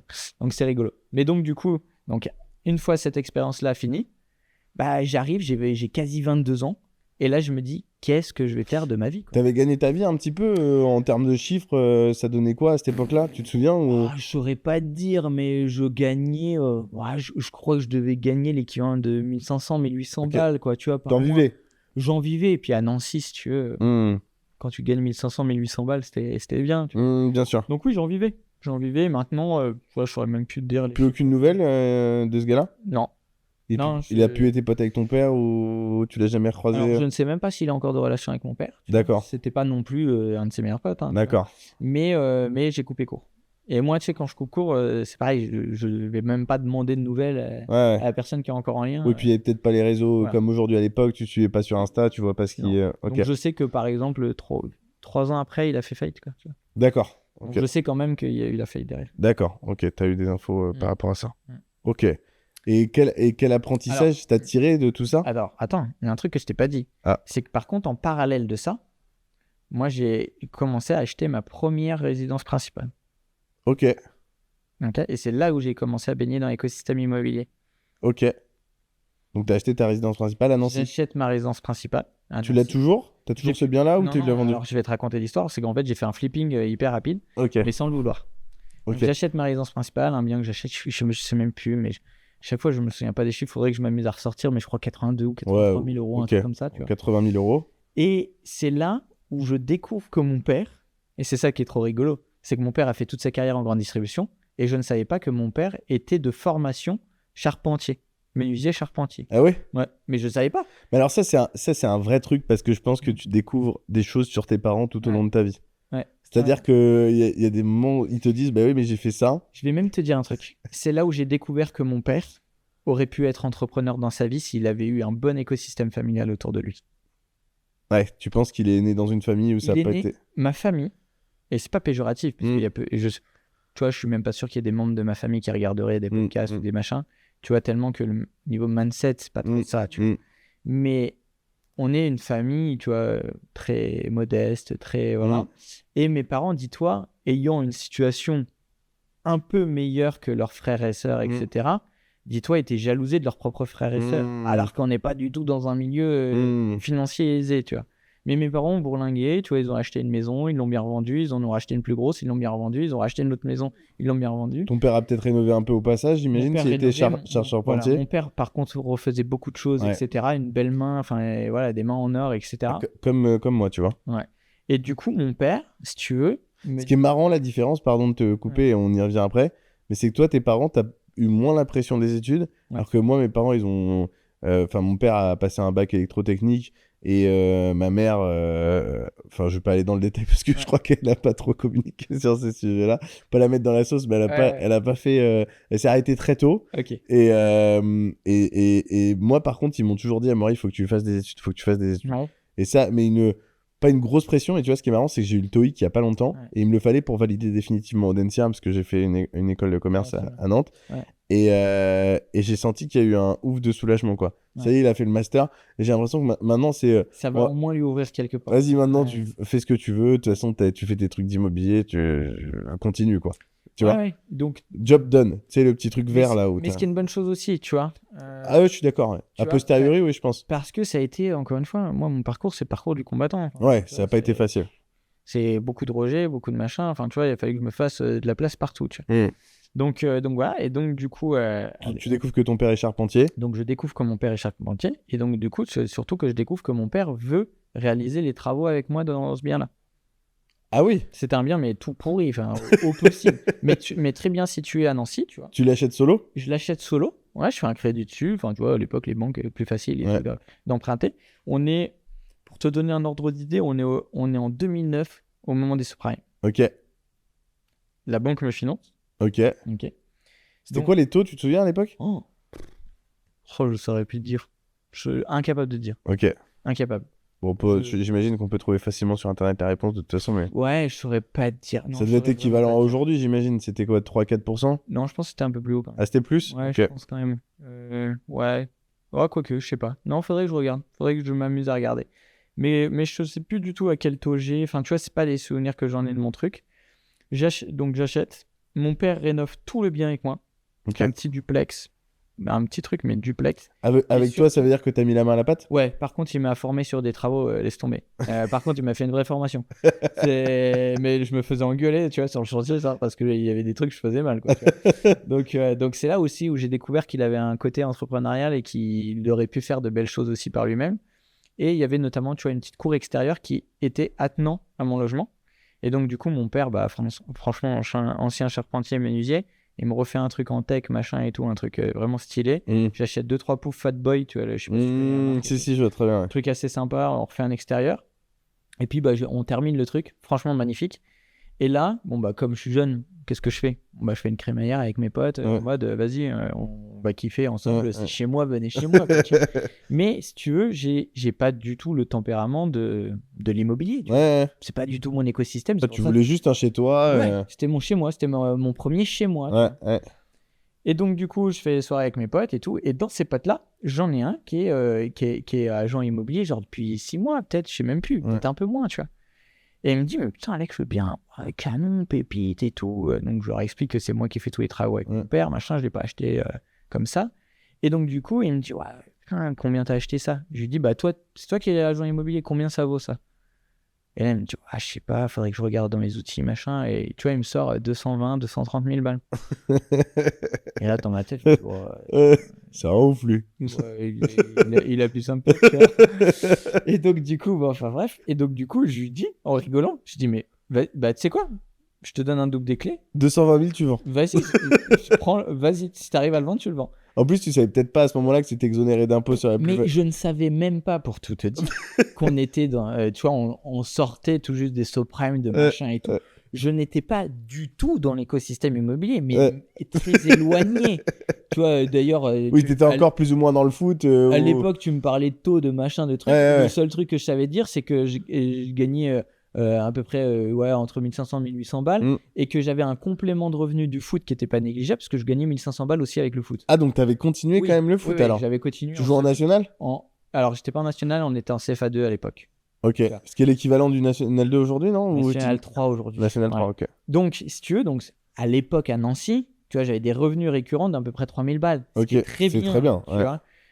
Enfin, voilà. À 22 ans. Ah ouais, je saurais même plus te dire, mais ça fait quoi ça fait... Bah, si c'était en 2009, t'es né en quelle année? 13, 14, c'est à peu près 14. Ouais, Ouais, 14 ans. Il y a 15 ans, il y a 14 15 ans. Ouais, donc ouais. t'avais 23 Retiens ans. 15 ans. Ouais, t'avais 23 ans. Ouais. 23, vers 22, là. 23, ouais. Ok. J'étais dans ces eaux-là. Et donc, du coup, ce qui se passe, c'est que peut-être. Alors, je lui laisse un doute des clés et je lui dis juste, tu me préviens que quand tu fais des visites, moi, j'ai envie d'être tranquille chez moi, donc moi, je suis pas là. Quoi, tu vois. Bon, enfin, bref, il me prévient 2-3 fois, tu vois, pour des visites et tout, mais il me tient pas au courant, tu vois. Donc, je me dis, bon, ok, il fait des visites, ça donne rien, tu vois. Mais je m'en foutais, j'étais bien chez moi, j'étais content d'avoir mon chez moi, tu vois. Et in fine, t'étais revenu à combien, tu te souviens? Tu dis 82 000 en achat, mais. Je crois, je me rappelle plus très bien, faudrait que j'arrive à ressortir des chiffres, mais je sais même pas si j'ai ça sur une clé USB, tu vois, tu vois, pour te dire, je stockais pas les données, tu vois, à l'époque. Bon, non, mais en gros, 120 000, je crois que ça m'est revenu à peu près à 40 000 euros de travaux, ouais, tu vois, mais encore une fois, il n'y avait pas le prix de la main-d'œuvre dedans. Bien sûr. Donc, globalement, sinon, ça aurait coûté beaucoup plus cher. Mais globalement, ça, je ressors de là, je fais 100 000 balles, quoi, tu vois. Ok. Donc bon, tu te l'as voilà. vendu? Donc, attends, match de Ligue des Champions. Bah, moi, j'ai mes potes à la maison, match de Ligue des Champions. Donc, moi, je suis content, il vient. Je crois qu'on fait soirée pizza, tu vois. Enfin, on fait réellement soirée pizza. Je vais chercher les pizzas parce qu'on se fait livrer, tu vois, parce qu'il y a match de Ligue des Champions, donc on est au taquet, tu vois. Et là, je reviens, il y a une feuille posée sur la table retournée.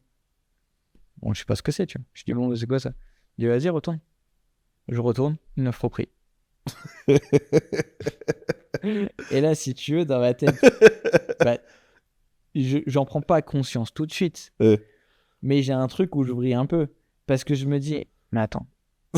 Là, dans ta tête, même si t'es pas calcul, même si t'es pas machin, même si à l'époque je m'en foutais ou quoi, là, je me dis, là, ça me fait prendre 100 000 balles. Tu vois, et je vais même te dire un truc, c'est qu'à l'époque, je maîtrisais pas la fiscalité, les trucs, les machins. Et donc, je ne savais même pas que, par exemple, tu vois, quand tu revenais sur ta résidence principale, tu étais totalement exonéré de plus-value. Mais dans ta tête, de toute façon, les 100 000, ils rentraient dans ta poche. Moi, ça faisait 100 000 dans ma tête, tu vois. C'était rond, ça faisait presque 100 000 balles, tu vois. Bon, enfin, bref. Et bon, c'est rigolo. Mais donc, du coup, quelques mois après, donc, la vente s'opère, tu vois. Donc, du coup, tu lui dis go. Oh, je dis go, bah attends, une offre au prix, je peux prendre 100 000 balles, même si j'adorais mon bien, voilà. Mais par contre, c'est le début de tout. Ça t'a fait vriller, ça? Ouais, là j'ai vrillé. Bah tu sais, à l'époque, tu as 100 000 balles. Ouais, bah même aujourd'hui, hein, tu prends 100 000, c'est une belle opération. Ouais, alors aujourd'hui, aujourd'hui ça me ferait pas vriller 100 000 balles. Non, ça te pour fait être pas honnête, tu vois. Non, mais parce que t'as des boîtes entrepreneuriales, mais en vrai, tu fais une opération, tu l'achètes 300 000, tu la revends 400 000, c'est une opération correcte de marchand de biens. Ah ouais. C'est une belle opération. Ouais, les mecs, ils font 20 points de marge en général, donc non, ça reste une belle opération. Mais tu vois, à l'époque, voilà, il y avait la touche de mon père. Je pense aussi que mon père avait sublimé tout ce qu'il pouvait faire, entre guillemets, parce que c'était le bien de son fils. Enfin, tu vois. Ouais, bien sûr. Donc voilà, il y a eu des choix de... Et ton père, il t'a dit quoi quand tu l'as vendu? Il t'a dit bravo mon fils ou il t'a dit ah putain, on s'est cassé le cul? Alors, je leur ai pas dit. Je leur ai pas dit. Tu veux que je dise pourquoi? Parce qu'en fait, j'avais peur que mon père le prenne mal. Ouais. Véridique. Ouais. Parce que je me suis dit, putain, il a sué, quoi. Mm. Il a sué de venir chez moi parce que je te promets, hein, ça a été quand même... C'était quoi? C'était 6 mois de travaux? Non, moins que ça, parce que c'était quand même petit, tu vois, c'était un petit duplex, je crois que, je pourrais même plus dire combien, ça faisait peut-être 60 mètres carrés au total, tu vois. Ok.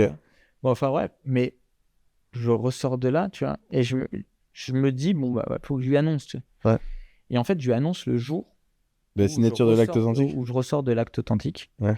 Je ressors, et le jour-là, ma mère me dit, bah, viens manger à la maison ce soir. Bon, je vais manger à la maison. Et dis-toi que j'avais validé avec un pote de dormir chez lui un petit peu, tu vois. Bah, moi, sinon, je retournais où? Je retournais chez mes parents. T'avais pas pris de logement à louer ou rien? T'avais pas pris. moi, je suis à l'arrache à l'époque, tu vois. Je viens de prendre 100 000 balles, monsieur. Je suis à l'arrache, ça y est. Je vais à Bali. Ouais, non, pas du tout, en plus de ça. Mais si tu veux, je préviens pas mes parents parce que j'ai du mal à les prévenir, tu vois. Et donc, je profite de ce repas-là pour dire, bon, bah voilà, je ressors de chez le notaire. Et là, mon père m'a dit, bah, chez le notaire, tu fais quoi? Donc, il ne savait pas. J'avais acheté un nouveau bien, je lui en avais pas parlé. Enfin, bref, ils sont loin de tout ça, mes parents. Et là, je dis, non, j'ai vendu l'appart. Il me dit, mais pourquoi? Et mon père pensait que c'est parce que j'arrivais pas à payer mes mensualités et que je voulais pas lui dire, tu vois, de crédit. Tu vois? Non, mais pour te dire jusqu'où ça allait. Ouais. Et donc, du coup, j'ai dit non, papa, je l'ai bien vendu. Il me dit ah bon, mais pourquoi tu l'as vendu? C'était chez toi. Enfin. Ouais. Bon, il comprend pas, hein, il a incompréhension. Et là, je dis bah écoute, voilà, et on me l'a vendu. On m'a fait une offre à un prix que je pouvais pas refuser. Et donc, du coup, je viens de prendre 100 000 balles. Et mon père, il me dit oh, arrête, arrête tes conneries. Bah, tu vois, en mode ouais, tu blagues, vas-y, t'es en train de nous en fumer, nous raconter des cracks, tu vois. Et donc, du coup, malheureusement, je venais de sortir de chez le notaire. Donc, t'avais pas reçu le virement encore. Mais attends, mais moi, naïvement, je me connecte à ma banque pour montrer à mon père. Mais sauf que les sous, ils étaient pas encore arrivés. Et mon père me dit, bah, c'est bon, allez, vas-y, dis-moi que c'est des cracks, c'est de la connerie, tu vois. Et je dis, mais non, putain, le virement, il a pas dû encore arriver, machin et tout. Enfin, bref, il se passe 3-4 jours. Enfin, bref, je reçois le virement. Et là, j'envoie, tu vois, tout simplement à mon père. En disant, voilà, tu vois, je viens de les prendre, quoi. Et il a dit quoi? Par contre, ma mère m'a dit tout de suite, non, tu vas pas chez un pote, tu reviens à la maison, t'es chez toi, enfin, tu vois. Donc voilà. Mais donc, du coup, après, mon père m'a dit, ouais, putain, c'est un truc de fou, quoi. Tu vois. Il leur revenait, en fait, tu vois, il leur revenait pas parce que 100 000 balles, même pour eux, tu vois, 100 000 balles, même eux, quand ils ont fait des plus-values sur leur baraque, je sais même pas s'ils ont déjà fait 100 000 balles, tu vois. Ouais, bien sûr. Bon, enfin, bref. Mais un truc, une opportunité, enfin. Ça se trouve, je le referai aujourd'hui, j'arriverai même pas à le faire comme ça, tu vois. Ouais, bah, c'est parce que il y avait l'huile de coude. En fait, c'est une nana qui m'a acheté ça. Elle a eu un coup de cœur, mais monumental, quoi, tu vois. Ouais. Une nana trentenaire, elle venait de se séparer, machin. Donc, je sais pas, elle devait peut-être avoir des liquidités. Et ça se trouve, elle habite toujours là-bas, hein. Je saurais même pas dire. Tu passes devant des fois de temps en temps quand tu vas à Nancy? Non, parce que c'était dans une petite ruelle un peu plus fermée, machin et tout. Donc, je passe jamais devant. Je vais dans le quartier assez régulièrement parce que, bon, quartier centre Nancy, Plastane, tout ça, c'est. Voilà. Donc, j'y vais assez souvent quand je retourne à Nancy. Mais voilà. Et comme quoi, il y a de l'argent à faire partout. Hein. Et c'est là où je me suis dit, tiens, là, 100 000 balles, qu'est-ce que je fais avec 100 000 balles? Et alors? Et là, tout de suite, je me suis dit, l'immobilier, il y a un truc à faire. Et donc là, bah, c'est tout bête, hein, mais j'ai commencé à rentrer en contact avec des agents immobiliers à Nancy. Tu vois, grâce à un agent immobilier, j'ai rencontré un avocat fiscaliste qui m'a fait rencontrer un expert comptable sur Nancy. Cet expert comptable m'a fait rencontrer un investisseur immobilier qui lui faisait du flipping immo, donc qui était marchand de biens. Et donc, je me suis associé avec cette personne-là pour après faire des opérations. Donc, tu as fait marchand? Donc, j'ai fait marchand, pas tout de suite avec cette personne-là. Mais ce que j'ai fait, c'est qu'en fait, j'ai fait 2 autres opérations en résidence principale. Faut pas le dire. J'ai fait 2 autres opérations. C'est bon, maintenant, c'est passé. C'est passé, il y a promotion. Mais j'ai fait 2 autres opérations en mode résidence principale. Parce que j'avais pas envie de créer une structure. Parce que là, pour le coup, j'avais pris le temps de me former un petit peu. Ouais. Tu vois, pour te donner un ordre d'idée, entre mon opération de sortie et la deuxième opération acquisition, il se passe à peu près 8 mois, je crois. 8 mois où je me forme, etc. Parce que je veux pas faire n'importe quoi. Et tu vis de quoi? T'apprends l'IMO à ce moment-là? En fait, j'apprends tu fais du réseau, du réseau parce qu'en plus de ça, à l'époque, va trouver un truc sur Internet sur l'IMO. Ouais, en plus. T'avais Olivier Sebon et Yann Darwin qui commençaient et encore. Et encore, tu vois. Je suis même pas convaincu que je les aurais trouvés au moment là, tu vois. Donc non, tu vois, c'est beaucoup du réseau physique, quoi, tu vois. Donc voilà, des gens, mais encore une fois, avec une chaleur humaine, tu vois. Moi, mon truc, c'est la chaleur humaine, tu vois. J'aime les gens. Donc les gens, c'est assez communicatif. Et donc, ils ont envie de m'aider, tu vois. Et donc, du coup, puis ils m'aident, machin, de ça. Bah, j'ai un agent immobilier, d'ailleurs, qui me dit, bah, tiens, Alex, ça peut être intéressant si tu veux refaire une opération là-dessus. Si tu refais bien le truc, voilà. Donc, avec mon père, on refait des travaux sur un deuxième. On fait un deuxième, on fait un troisième. Et là, à partir du quatrième, je m'associe avec un marchand de biens. Pourquoi? Parce que là, pour le coup, en tant que marchand, je n'étais pas financé. Ok. Donc, je me suis associé à lui, tout simplement, où je lui ai mis pas mon expérience en avant, mais tout simplement mon énergie, tu vois, d'aller réseauter, d'aller faire voilà ce qu'il fallait. On a fait 3 opérations ensemble. Avant la fin de la 3e opération, c'est là où j'ai brillé et j'ai voulu tout quitter et venir à Nancy. À Paris? Ouais, à Paris. Ok. Je quitte Nancy. On était en train de revendre le 3e. Alors que du coup, tu commençais à trouver une solution. Je commençais à trouver une solution, mais j'avais besoin d'un changement dans ma vie. Est-ce que juste quand les 100 000 euros ils sont arrivés sur ton compte, t'as été la cigale ou t'as été la fourmi? J'ai été ému. J'ai été en mode, putain, comment c'est possible de prendre le temps, quoi. Ouais. Et tu sais, presque avec un syndrome un peu de qu'est-ce que j'ai fait pour mériter là d'un coup. Et en fait, si tu veux, c'est Parce peut-être que c'est aussi dans ta tête, par rapport au schéma que tu connaissais, Ouais. c'était l'équivalent de 20 ou 30 ans de labeur d'économie.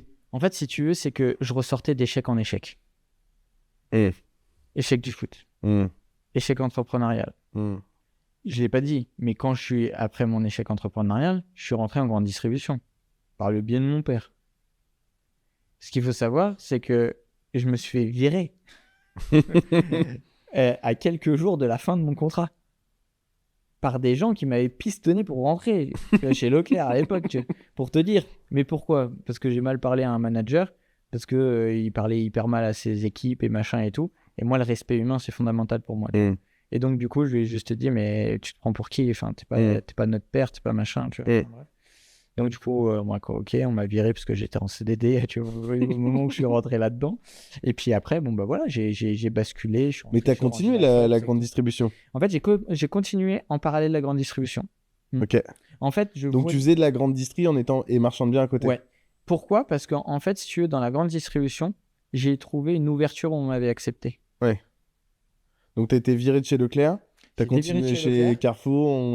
En fait, pour tout te dire, j'ai été viré de chez Leclerc, mais au moment où je venais de valider, comme quoi je rejoignais Orangina Schweppes en tant que promoteur immobilier, en tant que promoteur D'Orangina et Shop. d'Orangina Schweppes. Ok. Et c'est là où tu as rencontré Alex ? Non, il était un peu jeune encore à ce Non, moment-là. c'est après qu'on s'est rencontré avec Alex. Donc, Ok. j'ai fait, pour te dire, bon, ça on va le passer rapidement, mais globalement, ce que j'ai fait, c'est que j'ai fait Orangina Schweppes, Ok. j'ai fait Cronenbourg. Donc, Ok. Gérald, la personne qui m'a fait rentrer chez Orangina Schweppes, me fait basculer chez Cronenbourg parce qu'il est parti chez Cronenbourg. Il m'a demandé de le rejoindre, j'ai rejoint chez Cronenbourg. Après, arrivé chez Cronenbourg, en fait, ce qui s'est passé, c'est que je crois, je suis passé 3e meilleur secteur France, avec des stats de ouf, voilà. Et je fais un rendez-vous annuel avec mon chef des ventes à l'époque. Ouais. Il s'appelle Anthony Presselin, tu vois. Ok. C'est encore, tu vois, le truc. Et je me rappelle d'une conversation où il me dit, bah, tu pourras jamais passer chef des ventes. Parce que de toute façon, chez nous, il faut minimum bac plus 2. Et là, tu vois, c'est rigolo, au moment où on en parle, Rejet. rejet. 3 jours après, je donne ma dème et je décide de partir à Paris. Ok. Ah ouais, toi, par contre, c'est action-réaction. Ah ouais. Par contre, c'est je pars, je me retourne jamais. Ça, c'est peut-être un problème. Ok. Enfin, quoique, non, c'est pas un problème. C'est un choix. Ça m'a beaucoup aidé, c'est un choix. Mais tu vois, si tu le conscientises, c'est un choix. Mais tu vois, j'ai peut-être un problème avec le côté rejet. C'est qu'en fait, je l'accepte totalement. C'est-à-dire que je n'en veux pas aux gens de me rejeter. Par contre, moi, pour ne pas en souffrir, je me dois de vite repasser à l'action sur autre chose et de tracer mon chemin. Ouais. Donc, c'est en fait ça qui t'a fait bouger de Nancy. Et c'est pas tes opérations de En fait, la réponse, elle est là. Et c'est ça qui m'a fait bouger de Nancy. Et en fait, si tu veux, c'est que j'en ai eu ras le cul encore une fois qu'on me ressorte, t'as pas bac plus 2. Et je me suis dit, putain, c'est bon, ras le cul. Donc, je me casse. Et donc, à l'époque, bon, ben voilà, ma copine, etc. Et je décide de tout arrêter. Et j'arrête ma copine, parce qu'en fait, au moment où il y a eu ça qui est arrivé, c'est que, et après, je ne citerai pas le nom ou quoi que ce soit pour respecter la vie privée, mais en fait, on est resté ensemble alors qu'elle était tombée dans de la boulimie. Ok. Donc, voilà.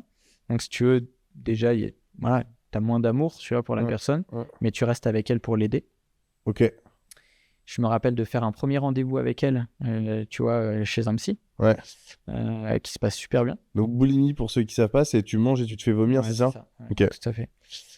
Donc voilà, alors que ça s'est déclenché, tu vois, parce que ses parents sont séparés, elle n'a jamais accepté, enfin, tu vois, un truc, voilà.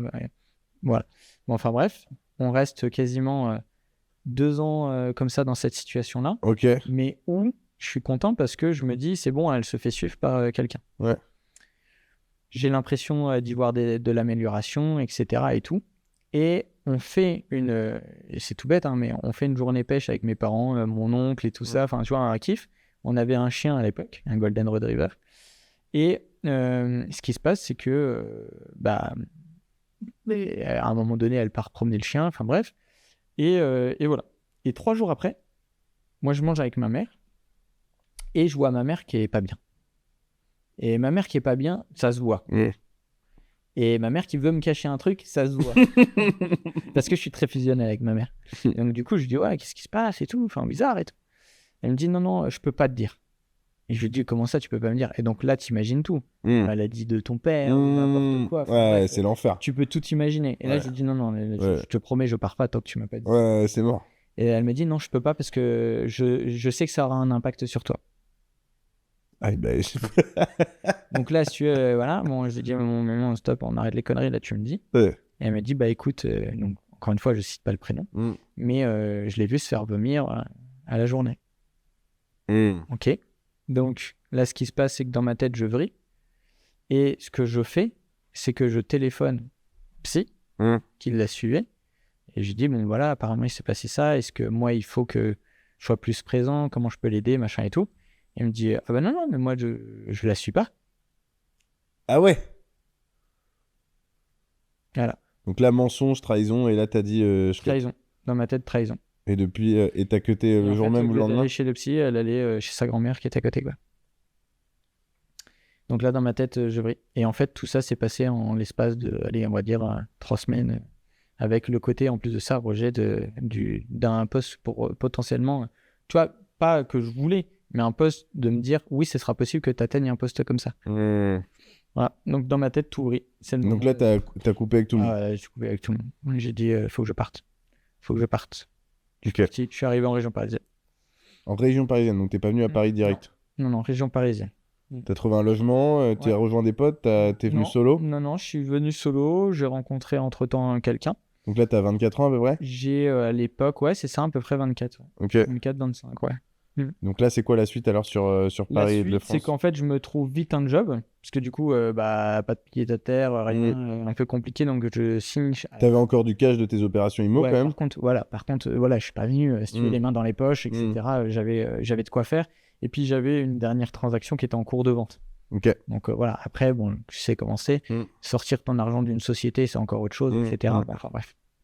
Donc, je vrille un peu, je viens, je m'installe en région parisienne, je prends un job alimentaire, parce que j'aime bien dire quand même ça, je prends un job alimentaire à la Fournée Dorée, et j'essaye de continuer, là pour le coup, mais seul, à faire des opérations de marchand. D'accord. Et là, je découvre le marché parisien, un écosystème archi méga fermé, Un autre monde. un autre monde. Et là, je déchante.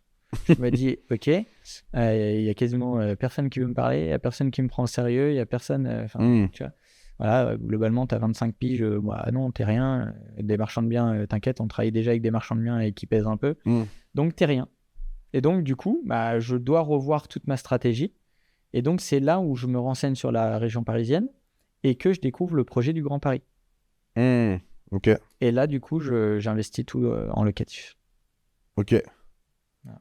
Donc, tu as fait tes premières opérations locatives à l'âge de 24-25 ans. À l'âge de 25 ans. Ouais, globalement, c'était ça. Ok. Coloc au départ, tu m'avais dit? J'ai fait pas mal de colocs. J'ai été l'un des premiers, tu vois. Ouais, parce que c'était pas tendance en plus à ce moment-là. J'étais un des premiers, tu vois. Tu découvres comment la coloc? Je découvre la coloc en regardant des modèles américains.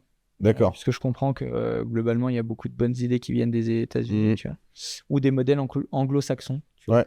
Et puis, le fait d'avoir été un peu marchand, tu vois, m'a développé mon mindset. Et c'est là où j'ai vraiment eu le côté entrepreneurial, le côté, ça y est, maintenant on bourrine un peu, on fait les choses, quoi, tu vois. Et donc, du coup, voilà, donc j'ai mon job alimentaire en grande distribution dans lequel j'évolue. Tu vois, j'étais en parallèle, donc j'essayais de continuer marchand et en même temps, j'étais à la Fournée Dorée. La Fournée Dorée, je me rends compte, je venais d'une grosse structure comme Cronenbourg, où là, je me dis, oulala, je découvre un truc, ils ont presque pas d'outils informatiques, rien du tout, c'est archaïque la façon de faire. Heureusement pour moi, je me fais remarquer par quelqu'un qui travaille chez Brioche Pasquier. Ok. Je signe chez Brioche Pasquier en tant que chef de secteur. Au bout de 3 ans, donc je te fais court, mais en parallèle, j'investis dans l'immobilier. Donc, je fais court, mais là, je passe chef des ventes. Ok. 3 ans, chef de secteur. Et au bout de 3 ans de chef des ventes, j'ai Jacques Brossard qui vient me chercher en tant que directeur régional. Ok. Donc, je rentre chez Jacques Brossard et j'aide notamment le directeur des ventes à créer et co-créer leur académie pour former l'ensemble des collaborateurs dans la vente. Voilà. Ah oui, donc tu as fait de la formation. Donc, j'ai fait de la formation. Mais c'est rigolo pour quelqu'un qui n'a qu'à le bac, quoi. Donc, c'est moi qui ai formé des gens et c'est moi qui ai encadré des gens qui avaient bac plus 5, etc. après. Et ce qui est résultat, Il y a un syndrome un peu à ce sujet-là en voyant bac et bac plus 5. Tu le sens que tu le subis ou toi, tu t'es passé outre ça et Non. maintenant, t'en as plus rien à foutre? Non, moi, en fait, si tu veux, là où j'en ai plus eu rien à foutre et là où j'ai basculé, c'est au moment où on m'a confié la responsabilité du poste de chef des ventes. Ok. Et je vais même te dire un truc.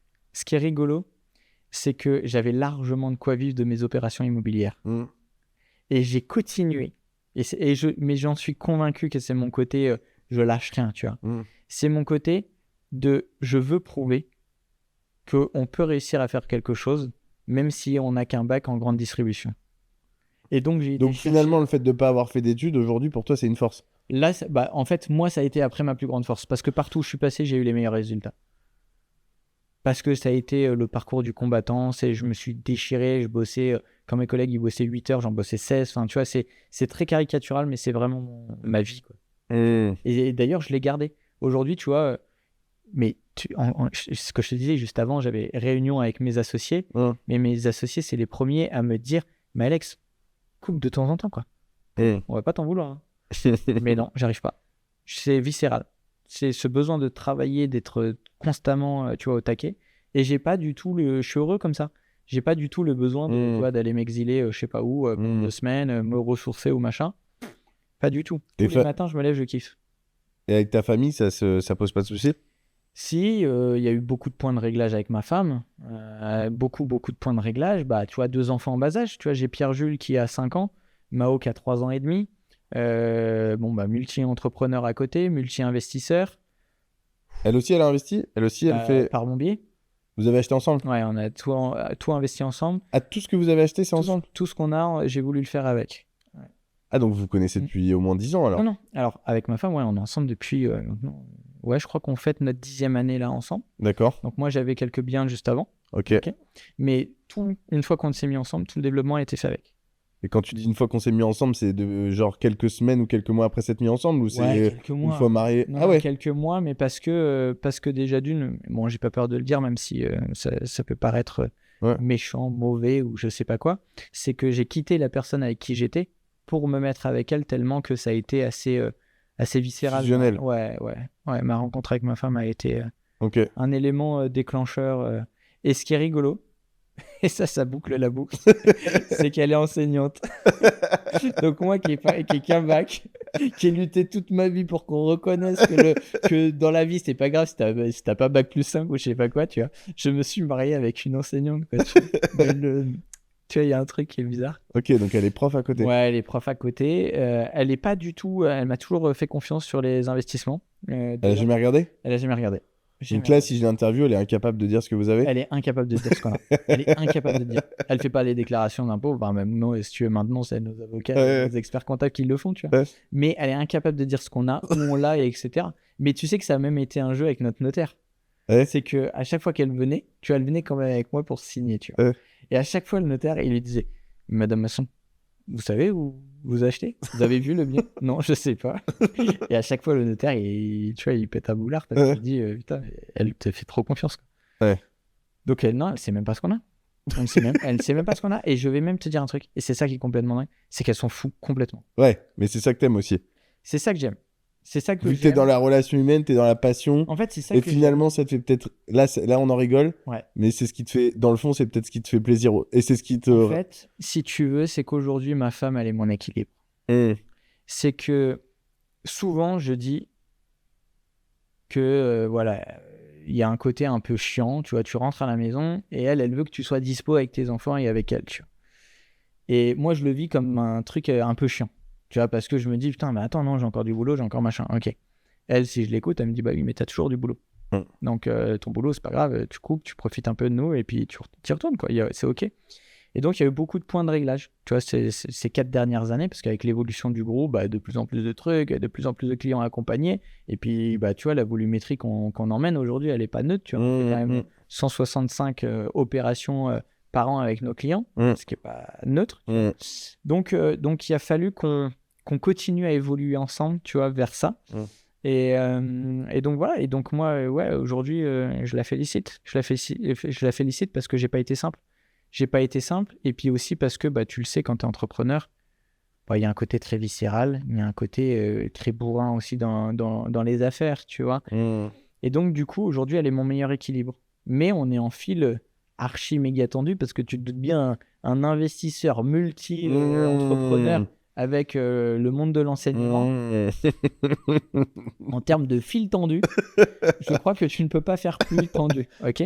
Donc aujourd'hui, le but, c'est... Et du coup, c'est ok, quoi? C'est les opposés s'attirent ou vous êtes quand même d'accord sur beaucoup de sujets? non, on s'est mis d'accord. Il a fallu qu'elle comprenne c'était quoi le monde de l'entrepreneuriat, c'était quoi mon rôle. Tu vois, aussi C'est pour dans ça le que tu parles pas de développement. politique, du coup. Alors, non, parce que globalement, je suis même Vous êtes si je d'accord? dirais pas ce qu'on vote, voilà, on vote pareil, tu vois. Donc voilà, mais si tu veux, elle est totalement détachée de l'argent. Par contre, j'aime la chambrer un peu, tu vois, en lui disant, oui, tu es détaché de l'argent parce que tu n'en as pas besoin. Et c'est une réalité. Ouais, Aujourd'hui, les gens qui sont détachés de l'argent, ouais, c'est parce qu'ils n'en manquent pas. ouais, Tu vois. ouais, bien sûr. Donc voilà, donc j'aime bien la titiller un peu de Mais temps en temps. continue à être enseignante, elle pourrait arrêter aujourd'hui et Oh, continue de le faire. bah, tu sais, le nombre de fois où je lui ai proposé, alors c'est rigolo, mais je vais faire exprès, tu vois, parce que si elle regarde tu vois, c'est rigolo, mais ma femme ne regardera même pas le podcast. Pourquoi? Parce qu'elle ne baigne pas dans ça. Elle s'en fout totalement. Et je pense même que c'est une forme aussi de protéger notre famille. Tu vois, de me dire, ok, toi tu fais ton truc, tu kiffes, développe tout ce que tu veux. Mais Genre les chiffres que tu as donnés, par exemple, elle serait incapable de les donner. non, incapable. Incapable. Elle ne sait pas combien de biens on a, on ne sait pas ce qu'on dégage par mois. Les sociétés, ce que fait, etc. Les sociétés en chiffre d'affaires, elle sait. Et elle s'en fout. Mais je pense aussi que c'est volontaire pour elle de s'en foutre. C'est que globalement, si elle rentre dedans et qu'elle me demande un peu les résultats de l'entreprise ou machin, c'est que je ramène ça à la maison. Et elle ne veut pas. Ok. C'est à la maison, c'est la famille. Et si t'es coupé, t'allais dire quelque chose? Je sais plus. Bon, tant pis. Bah, continue alors. Mais non, mais enfin voilà. Donc du coup, elle est cet équilibre-là, et heureusement, parce que c'est vrai que moi j'ai un côté très passionné, très viscéral.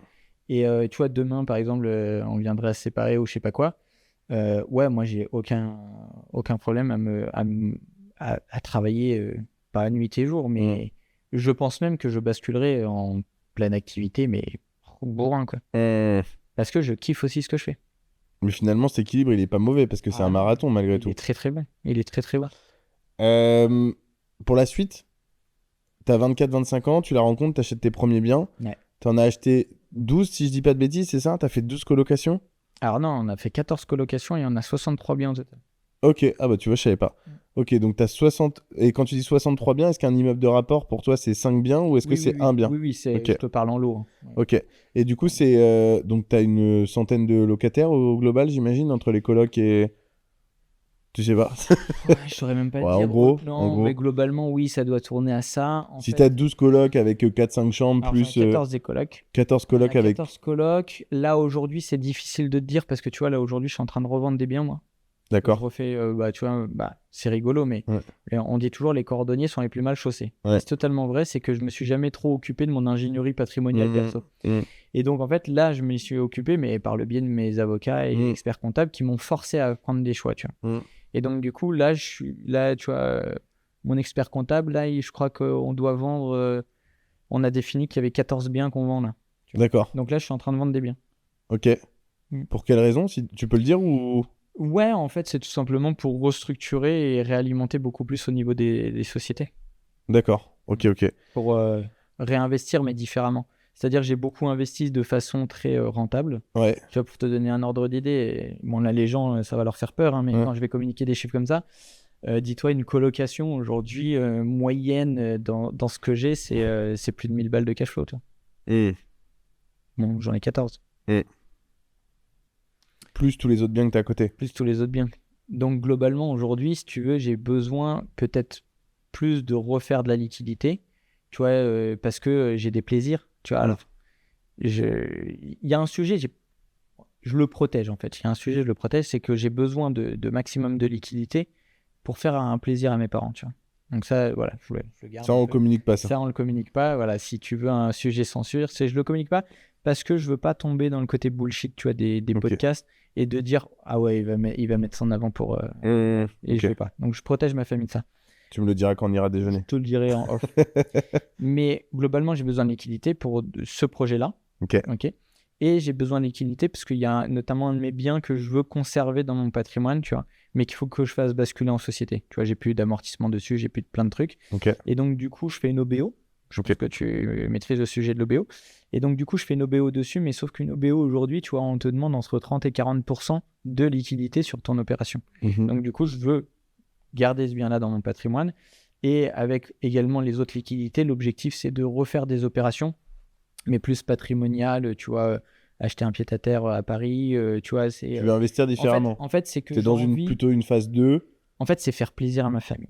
Tu vois, par Ok. exemple, ma famille, c'est là, j'ai des enfants, ils kiffent à chaque fois qu'on va en bord de mer. Et donc, tu vois, j'ai eu le projet d'acheter une résidence principale, front de mer. Résidence secondaire. Une résidence secondaire, front de mer, tu Où vois. ça? Des kiffs perso. En Normandie, je sais pas trop Ok. où, tu vois, ça, c'est plus ma femme qui va Bah, viens gérer. chez nous, en Bretagne, Oui. c'est bien la Bretagne. Ouais, mais c'est plus loin pour faire des week-ends, tu vois. À Vannes, c'est 2h30 en train. Hein. Ouais, mais Et Vannes, c'est hyper sympa. Hein. je t'avoue que, tu vois, le vendredi, embarquer la famille, Et partir. il fait plus beau à Vannes qu'en Normandie. Hein. Bon, on verra si t'arrives à me convaincre. sur la Franchement, c'est Bretagne. magnifique, Vannes. Et encore, j'ai même envie de te dire, tu vois, ma femme, elle verrait le podcast, elle va me tuer. Tu vois. J'ai même envie de te dire que je le fais même pas pour moi. Ouais. Tu vois, moi, viscéralement, Ouais. tu vois, c'est presque dur de dépenser de l'argent, tu vois, pour une résidence secondaire, un truc qui va pas tourner, tu vois. Je suis presque en train de négocier avec elle Pour la louer en location courte pour la durée. louer en courte durée, tu vois, si on fait l'acquisition là, tu vois. Et elle me dit non, c'est bien qu'on mette des meubles qu'on a envie, enfin, tu vois, des trucs et tout. Ouais. Donc voilà, donc si tu veux, voilà, c'est que j'arrive à une période où je peux me permettre de réarbitrer, parce que j'ai ce sentiment que ça peut être intéressant, et de surtout réarbitrer, mais d'un point de vue très personnel, plaisir personnel. Et puis voilà.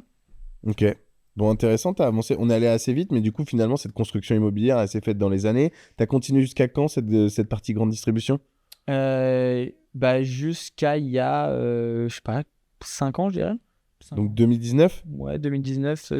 Ouais, 2019. c'est là où t'as rencontré ton associé? 2019, 2020, parce que tu vois, j'ai managé un peu pendant Covid, donc 2020? tu vois.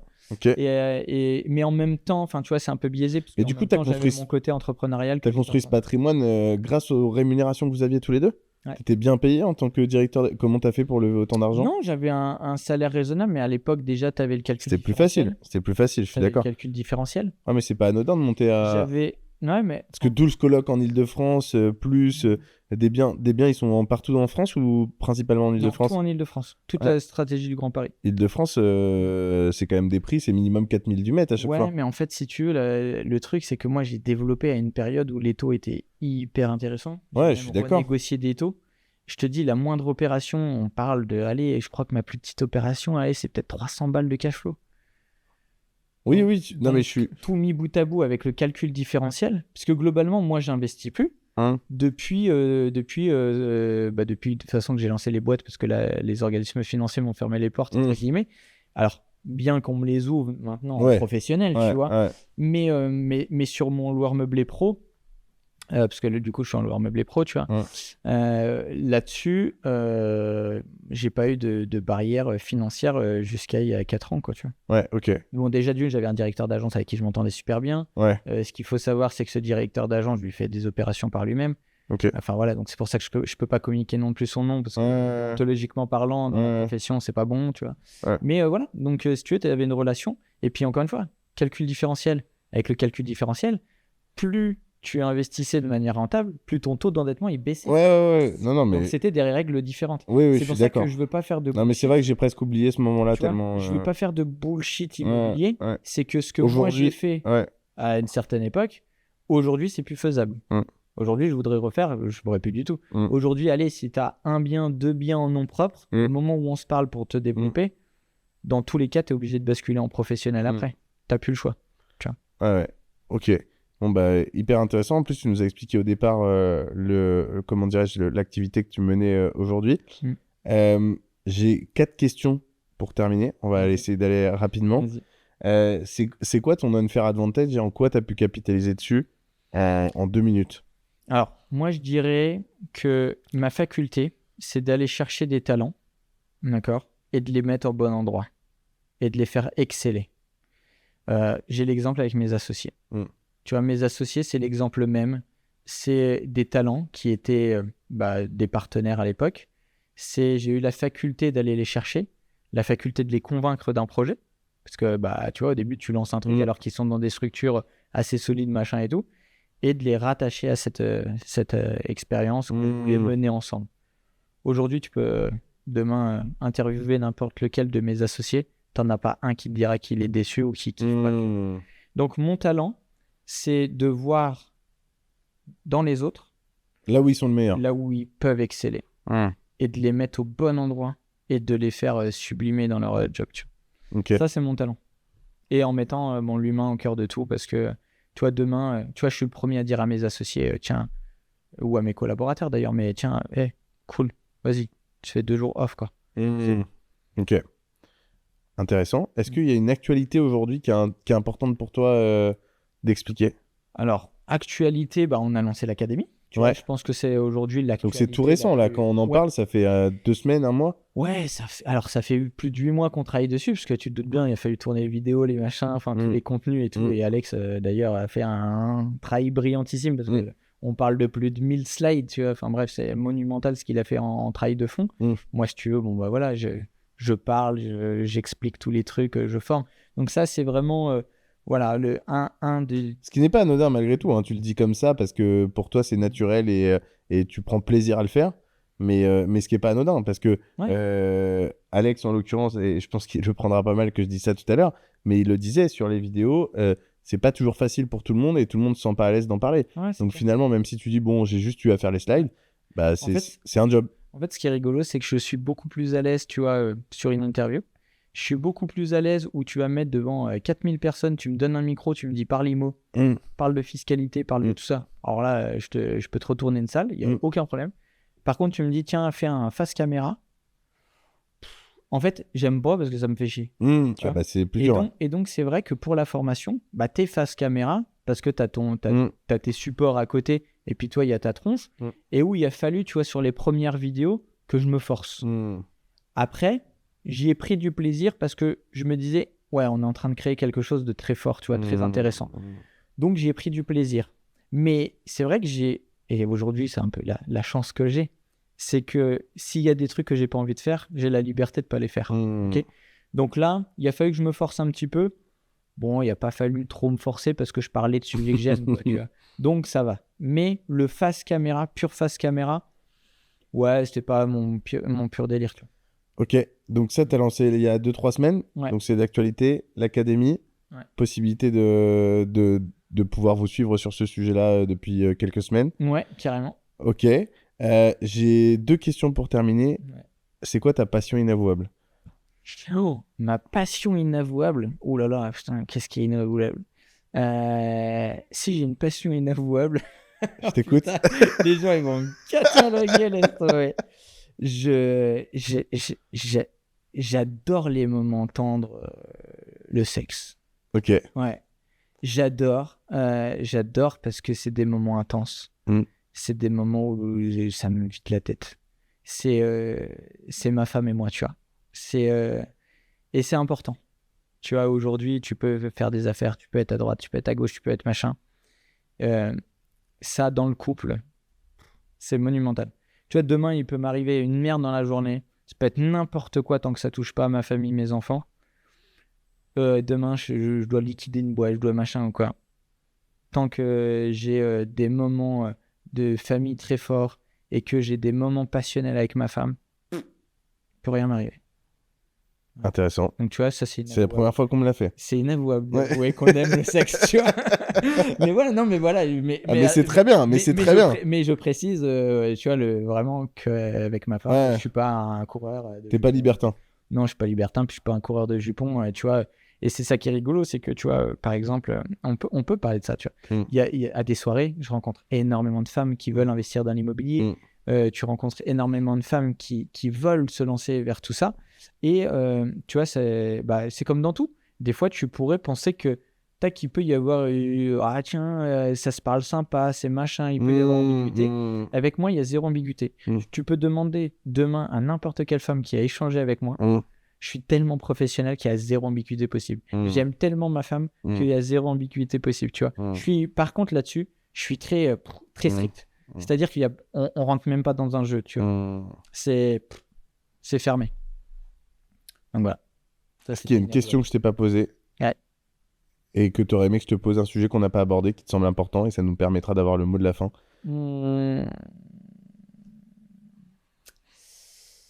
Peut-être quelle est ma plus grande force aujourd'hui, tu vois. Tu vois, avec tout ce développement et tout. Eh ben vas-y, on t'écoute. Et en fait, et c'est ça qui est assez incroyable. Et je pensais pas le dimensionner, tu vois, aussi viscéralement. C'est mes enfants. Tu vois, mes enfants. Et ce qui est même un peu une tristesse parce que c'est quelque chose qui est très très fort, très viscéral. Et tout ce que je fais, je le fais pour eux. Et en fait, c'est rigolo, mais tu sais, en France, on critique beaucoup le côté t'es un fils d'eux, t'as hérité d'eux, t'as tout ça. Et en fait, bah, moi, j'ai envie que mes enfants, demain, et c'est ma conviction de vie et tout ce que je fais comme développement, tu vois, moi, je vis très simplement. J'ai pas besoin, tu vois, de sortir 30 000 balles de salaire par mois, m'en fous, ça ne me sert pas à grand-chose. Mon truc, c'est mes enfants.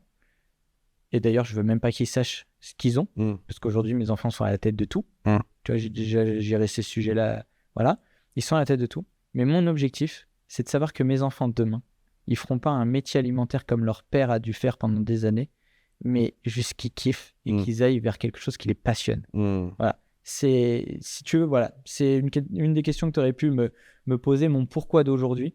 Mon pourquoi d'aujourd'hui, très personnel, c'est celui-là. Et mon pourquoi, tu vois, de ces sociétés-là dans l'immobilier et tout, c'est parce que je suis convaincu qu'avec l'immobilier, tu peux réellement t'enrichir dans les années à venir.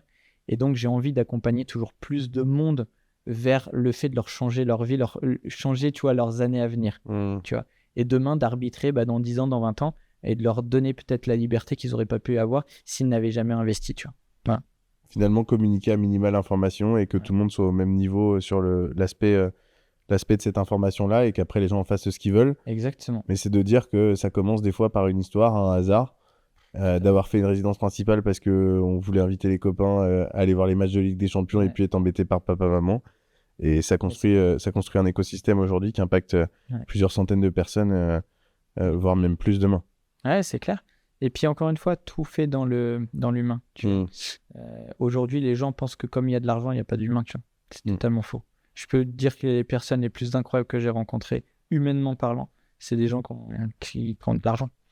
Et tu vois, aujourd'hui, on a tendance à vouloir caricaturer les choses. Tu vois, encore une fois, je ne ferai jamais de politique, machin, c'est pas mon truc.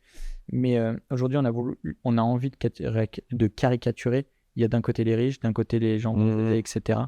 Mais je peux te dire un truc, c'est que tous les gens que je côtoie, aujourd'hui, ils sont très fiers, tu vois, de payer des impôts. Ils sont fiers d'aider des associations. Tu vois, parce que ça, on n'en parle pas beaucoup. Mais moi, j'ai jamais autant donné que maintenant. Tu vois. Donc, oui, ça peut paraître, ouais, ok, ils font de la pub pour les riches, machin. Non, pas du tout. C'est juste qu'à un moment donné, il ne faut pas oublier que de créer de la richesse, ça fait aussi bénéficier tout un ensemble. Tu vois. Bien sûr. Et que les gens qui le font, et les gens qui sont dans ce partage-là, il y a des riches qui sont très égoïstes, d'accord, mais tu as des gens qui ont de l'argent et qui en font bénéficier les gens parce qu'ils ont employé du monde, ils ont machin et tout. Et bien aujourd'hui, tu fais vivre des familles. Et aujourd'hui, il ne faut pas être contre des riches, il ne faut pas être contre des pauvres, tu vois, ou des gens moins aisés. Ça, c'est de la connerie, ça, c'est du bullshit médiatique, tu vois. Aujourd'hui, on est tous ensemble, et tous ensemble, on a un objectif, et je terminerai là-dessus, c'est d'être heureux, tu vois. C'est fini. Merci Alexandre. De rien, merci à toi. C'était cool d'échanger. C'est cool. Franchement, top. À bientôt. À bientôt. Ouais, c'était cool, hein. Bah ouais, t'es venu me challenger sur des trucs, tu vois. J'avais même pas fait ma propre introspective, mais en général, ce côté rejet du champ, il est ressorti là dans ton truc, il y a le stomac. Je sais pas si c'est une pièce, t'as dû faire tomber. Ouais, c'est pas grave.